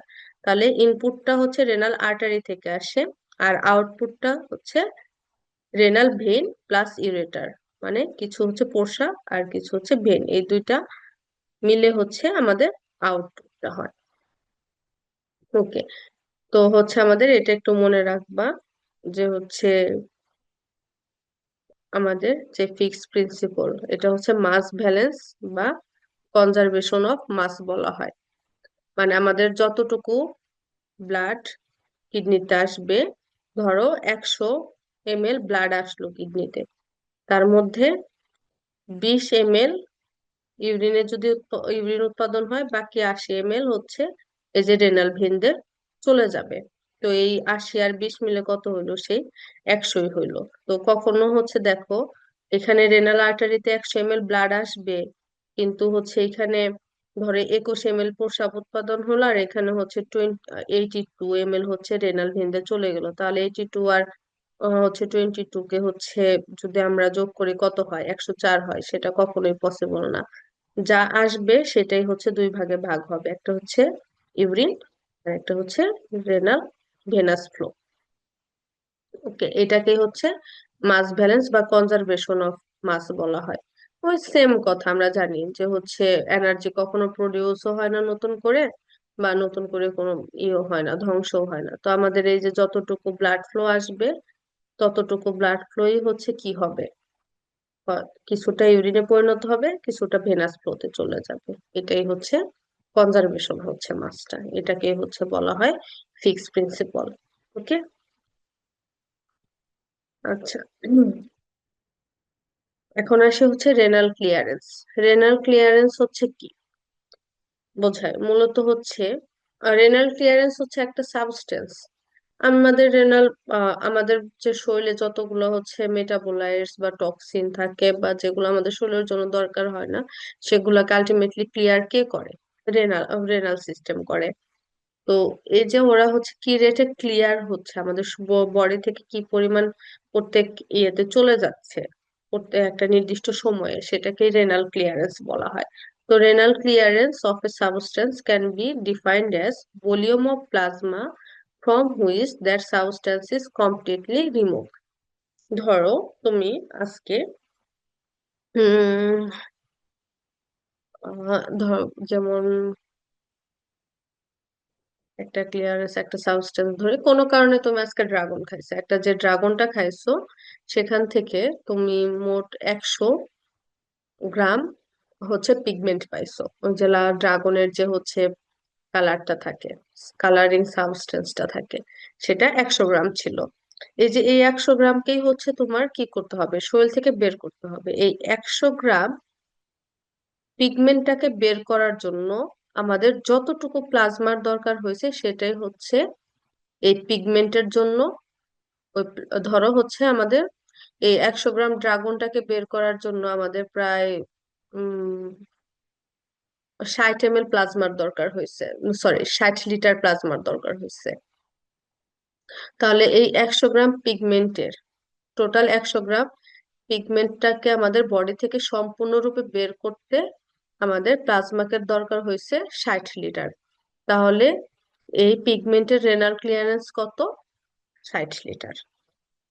আবার বলি, আমি কোনো একটা জিনিস ধর আমার বডিতে আছে, বা আমি বডিতে পাইছি, যেটাকে আমাকে সম্পূর্ণরূপে বের করে দিতে হবে। আমাদের তো ওইটাই দরকার হয়, যতগুলা খারাপ জিনিস আছে ওগুলাকে মোটামুটি সম্পূর্ণরূপে আমরা বের করে দিই। তো ওই সম্পূর্ণরূপে বের করার জন্য আমাদের যতটুকু প্লাজমার দরকার, প্লাজমার দরকার সেটাকে বলা হয় ওই বস্তুর জন্য রেনাল ক্লিয়ারেন্স। ধরো তুমি একটা ড্রাগন খাইছো যেটাতে 100 গ্রাম পিগমেন্ট ছিল, এই 100 গ্রাম পিগমেন্টটাকে সম্পূর্ণ তোমার বডি থেকে বের করে দেওয়ার জন্য 60 লিটার প্লাজমার দরকার পড়ছে। তার মানে তোমার ওই পিগমেন্টের রেনাল ক্লিয়ারেন্স কত? 60 লিটার। এটা কি ক্লিয়ার হয়েছে তোমাদের জন্য? ওকে, এখন তাহলে রেনাল ক্লিয়ারেন্সের ফর্মুলাটা কি? রেনাল ক্লিয়ারেন্স ইকুয়াল টু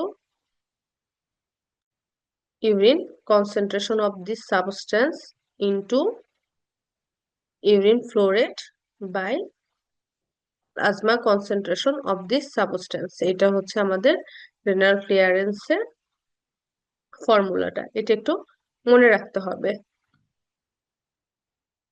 আচ্ছা, নর্মালি আমাদের বডিতে আহ অনেক বস্তুই তো থাকে, এখন সবগুলাকেই তো হচ্ছে আমরা আহ আদর্শ মেপে করতে পারি না। আমরা জানি যে হচ্ছে আমাদের প্রত্যেকটা জিনিসকেই করার জন্য আমরা আইডিয়াল একটা জিনিস রাখি। যেমন হচ্ছে আমরা পরিমাপের জন্য আইডিয়াল মেজারমেন্টটা কত? 1 মিটার। তারপরে হচ্ছে সময় পরিমাপের জন্য আমাদের আইডিয়াল মেজারমেন্টটা কত? 1 সেকেন্ড। তো ওইটার অনুপাতে হচ্ছে আমরা যেমন 60 সেকেন্ডটাকে হচ্ছে 1 মিনিট করি, আবার 60 মিনিটকে 1 ঘন্টা করি। তো এরকম যে আইডিয়াল যেটা দিয়ে হচ্ছে আমরা বাকি সাপেক্ষ গুলা মাপতে থাকি, ওইটার সাপেক্ষে হচ্ছে আমরা মেজার করি, সেটাকে হচ্ছে আমরা আইডিয়াল মেজারমেন্ট বলি। তো আমাদের বডিতে তো প্রত্যেক মুহূর্তে অনেক বস্তু শরীর থেকে বের হয়ে যায়, ক্লিয়ারেন্স হচ্ছে, তো সবগুলাকে তো আমরা করব না। তো আমরা মূলত ইনুলিনের যে ক্লিয়ারেন্সটা আছে সেটাকে হচ্ছে আইডিয়াল ধরি। তো এই ইনুলিনের ক্লিয়ারেন্সটাই হচ্ছে আমাদের গ্লোমেরুলার ফিল্ট্রেশন রেট। কেন? কারণ হচ্ছে ইনুলিনটা হচ্ছে ফ্রিলি ফিল্টারেবল। এটা কোনো শক্তি লাগে না, ওর জন্য কোনো এটিপি খরচ করতে হয় না, ওর জন্য হচ্ছে তোমার কোনো ধরনের শক্তি বা কোনো ধরনের হরমোন বা কোনো ধরনের অ্যাক্টিভিটির দরকার পড়ে না। ইনুলিন হচ্ছে নিজে নিজে ফ্রিলি সুন্দর করে ফিল্টার হয়ে আমাদের বডি থেকে চলে যায়।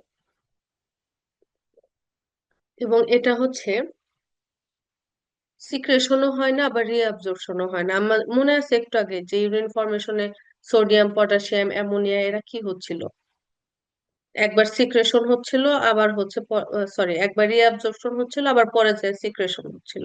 ওয়াটারও সেম, একবার হচ্ছে সিক্রেশন হচ্ছে আবার পরে যে, সরি, একবার রিঅ্যাবজর্পশন হচ্ছে পরে যে আবার সিক্রেট হচ্ছে। তো অনেক সময় সব সময় যে সিক্রেশন আর হচ্ছে অ্যাবজর্পশনের রেটটা সমান থাকবে তা না। তাহলে হচ্ছে যে যেসব বস্তুর রিঅ্যাবজর্পশন বেশি হচ্ছে সিক্রেশনের তুলনায়, ওইসব বস্তু হচ্ছে কি হবে, ইউরিনের মধ্যে কম থাকবে, বডিতে যে ইউরিনে যে পরিমাণ থাকার কথা। তো আমাদের ইনুলিন কি হয়, না হচ্ছে ও রিঅ্যাবজর্বড হয়, না আবার ও সিক্রেশন হয়। তার মানে ও যখন যতটুকু গ্লোমেরুলাস থেকে ফিল্ট্রেট হয় ঠিক ততটুকুই হচ্ছে ইউরিন দিয়ে বের হয়ে যায়, ওর কোনো সিক্রেশন বা রিঅ্যাবজর্পশন হয় না। এবং ইনুলিন হচ্ছে আমাদের বডিতে সিনথেসাইজও হয় না, নতুন করে ওর কোনো প্রোডাকশনও হয় না, আবার ওকে আমরা হচ্ছে ডিস্ট্রয়ও করতে পারি না, আবার ওকে আমরা স্টোরও করতে পারি না। মানে ও কোনো কিছুই হয় না। আমাদের কিডনিতেও হচ্ছে নতুন করে উৎপাদনও হয় না, নতুন করে ডিস্ট্রয়ও হয় না, আবার স্টোরও হয় না। কিন্তু তুমি একটু খেয়াল করো, যেমন ক্রিয়েটিনিন, ক্রিয়েটিনিন কেন উৎপাদন হয়? মাসেলের অ্যাক্টিভিটির কারণে। আমাদের কিডনিরও কিন্তু স্মুথ মাসেল আছে, তার মানে কি কিডনি কিন্তু নিজেও হচ্ছে ক্রিয়েটিনিন উৎপাদন করে। আবার ইউরিয়া কেন তৈরি হয়েছিল? আমাদের অ্যামোনিয়া থেকে, সরি একটু হচ্ছে আহ,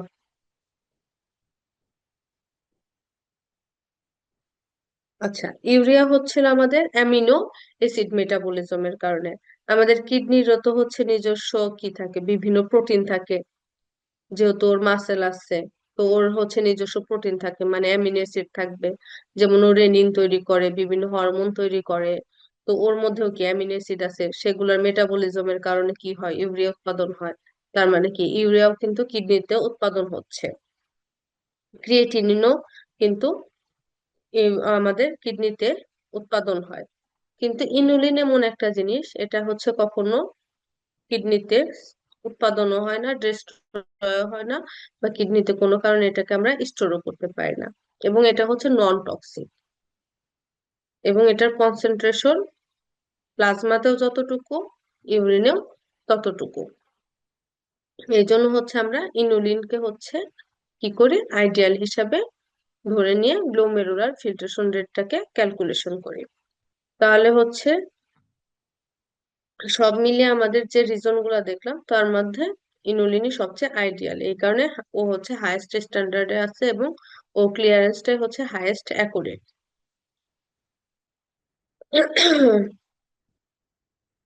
তাছাড়া ইনুলিন ছাড়া আর কি কি আছে? ধরো কোনো ক্ষেত্রে আমরা ইনুলিন পাইলাম না, তখন আমরা তাহলে গ্লোমেরুলার ফিল্ট্রেশন রেট কিভাবে পরিমাপ করব? আয়োথ্যালমেট বা আয়োডিনেট, অর্গানিক যে কম্পাউন্ড আছে, ইডিটিএ, ভিটামিন বি 12, এরাও এরকমই। তো হচ্ছে ওদেরকে দিয়ে আমরা গ্লোমেরুলার ফিল্ট্রেশন রেট সে কি করতে পারি, পরিমাপ করতে পারি।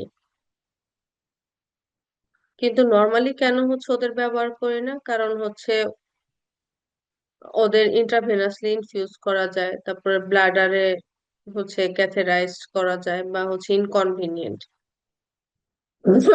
ওকে,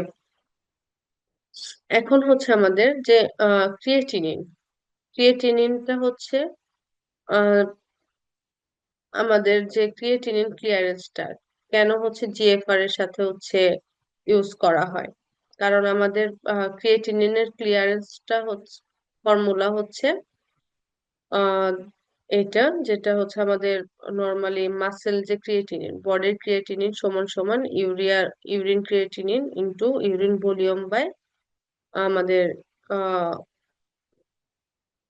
এটা, সরি এটা একটু, আচ্ছা এটা একটু পরে বলি। আমাদের রেনাল ব্লাড ফ্লো যেটা, এটা অলরেডি আমি বলছি। এটা হচ্ছে যে কিভাবে যায় রেনাল আর্টারি, এটা অলরেডি আমি পুরাটা ছবি সহ বুঝিয়ে দিচ্ছি, এবং বলছিলাম যে মেডুলাতে খুব অল্প পরিমাণ ব্লাড হয়। আর আর বাকিটাই হচ্ছে আমাদের, সরি, কর্টেক্সে খুব ব্লাড ফ্লো খুব বেশি থাকে, ওই তুলনায় মেডুলাতে কম থাকে। Okay. আমাদের যে রেনাল ব্লাড ফ্লো সেটাকে আমরা পরিমাপ করি হচ্ছে ইলেকট্রোম্যাগনেটিক ফ্লো মিটার দিয়ে। ইলেকট্রোম্যাগনেটিক ফ্লো মিটার, যেমন আমরা ব্লাড প্রেশার পরিমাপ করতেছি কি দিয়ে, স্ফিগমো ম্যানোমিটার। তাপমাত্রা পরিমাপ করি কিভাবে, থার্মোমিটার দিয়ে। আমাদের রেনাল ব্লাড ফ্লোটাকে পরিমাপ করি যে যন্ত্রের মাধ্যমে, সেটাকে ইলেকট্রোম্যাগনেটিক ফ্লো মিটার বলা হয়।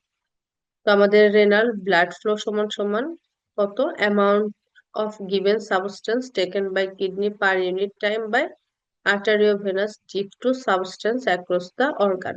এগুলো অতটা দরকার নাই, এগুলো হচ্ছে মাঝে মধ্যে কোশ্চেন আসছে খুব কম, এবং তোমাকে এগুলার অ্যামাউন্ট দেওয়াই থাকবে, জাস্ট তুমি ফর্মুলাটা মনে রাখবে, একটা আরেকটা দিয়ে ভাগ করে দিবা। আচ্ছা,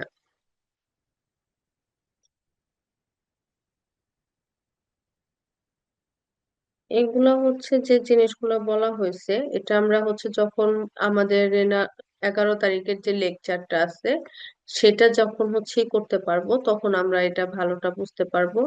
আর মাঝখানের এই যে জিনিসগুলো আমি যেটা দিচ্ছি, এটা মূলত দরকার হয় না।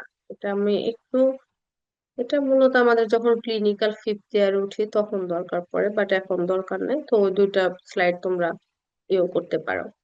ওকে, আমাদের যে জিএফআর এর মেজারমেন্ট, আমরা জিএফআরটা হচ্ছে মডার্ন ইমেজিং টেকনিকের মাধ্যমে হচ্ছে জিএফআর মেজারমেন্ট করে থাকি। আচ্ছা, এখন হচ্ছে জিএফআর মেজারমেন্ট একটু আগে পড়ছি আমরা, বিভিন্ন সাবস্টেন্স লাইক যেমন ইনুলিন, ইনুলিনের রেনাল ক্লিয়ারেন্স থেকে হচ্ছে আমরা কি করতে পারি, আমরা হচ্ছে জিএফআর এর মেজারমেন্ট করতে পারি। জিএফআর এর যে রেগুলেশন সেটা কিভাবে হয় অলরেডি আমি বলছি। অটো রেগুলেশন, রেগুলেশন মানে ইন্ট্রিনসিক মেকানিজম, সেটা মায়োজেনিক মেকানিজম। আর টিউবুলো গ্লোমেরুলার ফিডব্যাকের মাধ্যমে। তাছাড়া আমাদের কিডনির যে নার্ভাস সিস্টেম, সেও হচ্ছে কিন্তু আমাদের জিএফআরটাকে মেনটেন করে, সেটাকে বলি এক্সট্রিনসিক মেকানিজম। এটা নিউরাল মেকানিজম এবং হরমোনাল মেকানিজম। দেখো, নিউরাল মেকানিজম কি, এটা আলটিমেটলি হচ্ছে আমাদের কিডনি থেকে সিগন্যাল ব্রেনে যাচ্ছে। তো এই ক্ষেত্রে ব্রেন কিন্তু কাজ করতেছে, যেহেতু ব্রেন কাজ করতেছে, এটা তাহলে কি কিডনির অটো রেগুলেশন না, কিডনি নিজে নিজে করতেছে না, কিডনি এখানে ব্রেনের হেল্প নিচ্ছে, এই জন্য এটা কিন্তু অটো রেগুলেশন না, এই জন্য এটাকে এক্সট্রিনসিক মেকানিজমে বলি। আবার হরমোনাল যে মেকানিজম আছে, যেমন এডিএস, এটা সিক্রেশন কে করে? আমাদের পিটুইটারি হরমোন করে, মানে ব্রেন। এটাও কি বাহিরের কোন একটা বস্তু এসে আমাদের কিডনির ব্লাড ফ্লোটাকে মেনটেন করতে হেল্প করতেছে, তার মানে এটাও এক্সট্রিনসিক মেকানিজম।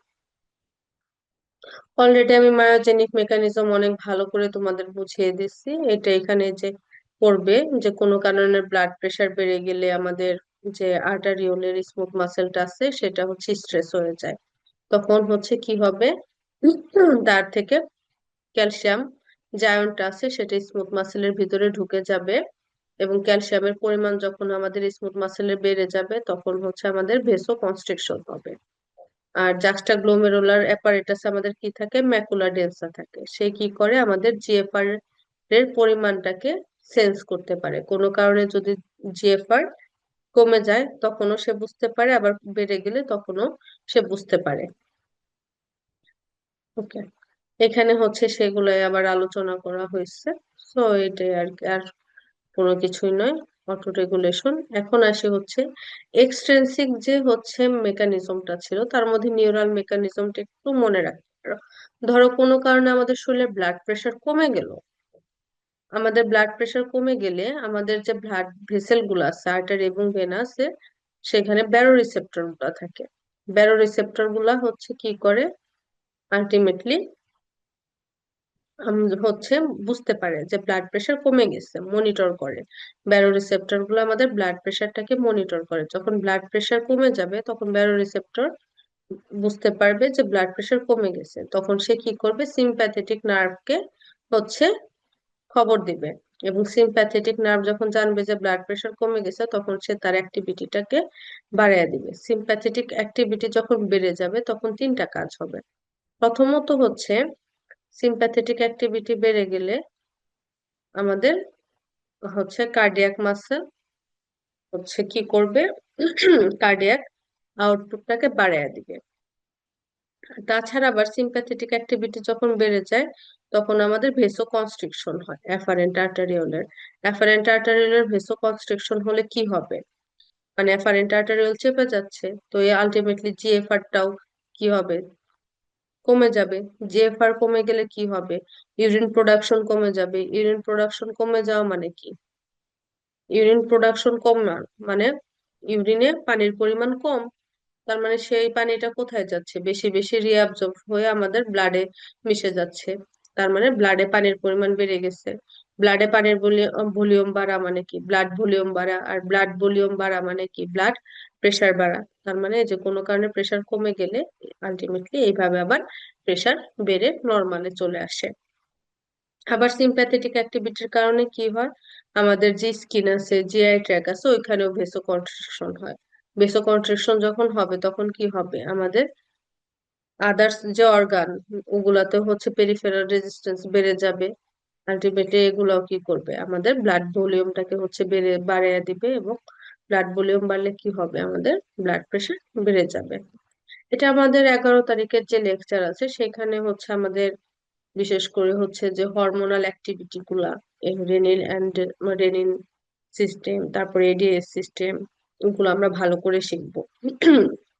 আচ্ছা, আমাদের জিএফআরটাকে যে মেনটেন করে অ্যানজিওটেনসিন 2, তারপরে অ্যাট্রিয়াল নিউরোটিক পেপটাইড, তাছাড়া আছে histamine, dopamine, bradykinin, prostaglandin, nitric oxide, endothelin, adenosine. এগুলো জাস্ট একটু মনে রাখবা যে হচ্ছে আমাদের ব্লাড প্রেশার বা রেনাল ব্লাড ফ্লো সবই একই জিনিস, বা জিএফআর তিনটা একই জিনিস, এগুলাকে কে হচ্ছে মেনটেন করে, এই যে এই হরমোন গুলা, এই হরমোন গুলার নাম মনে রাখো, এটাই না। আর এই হরমোন গুলা কিভাবে কাজ করে সেগুলো হচ্ছে আমরা 11 তারিখে ডিটেলস জানবো। আজকে তাহলে লেকচারটা এই পর্যন্তই ছিল, কারো কি কনফিউশন থাকলে কোশ্চেন করতে পারো, না হলে আজকে আমি আর কি এখানে ক্লাসটা শেষ করে দিব।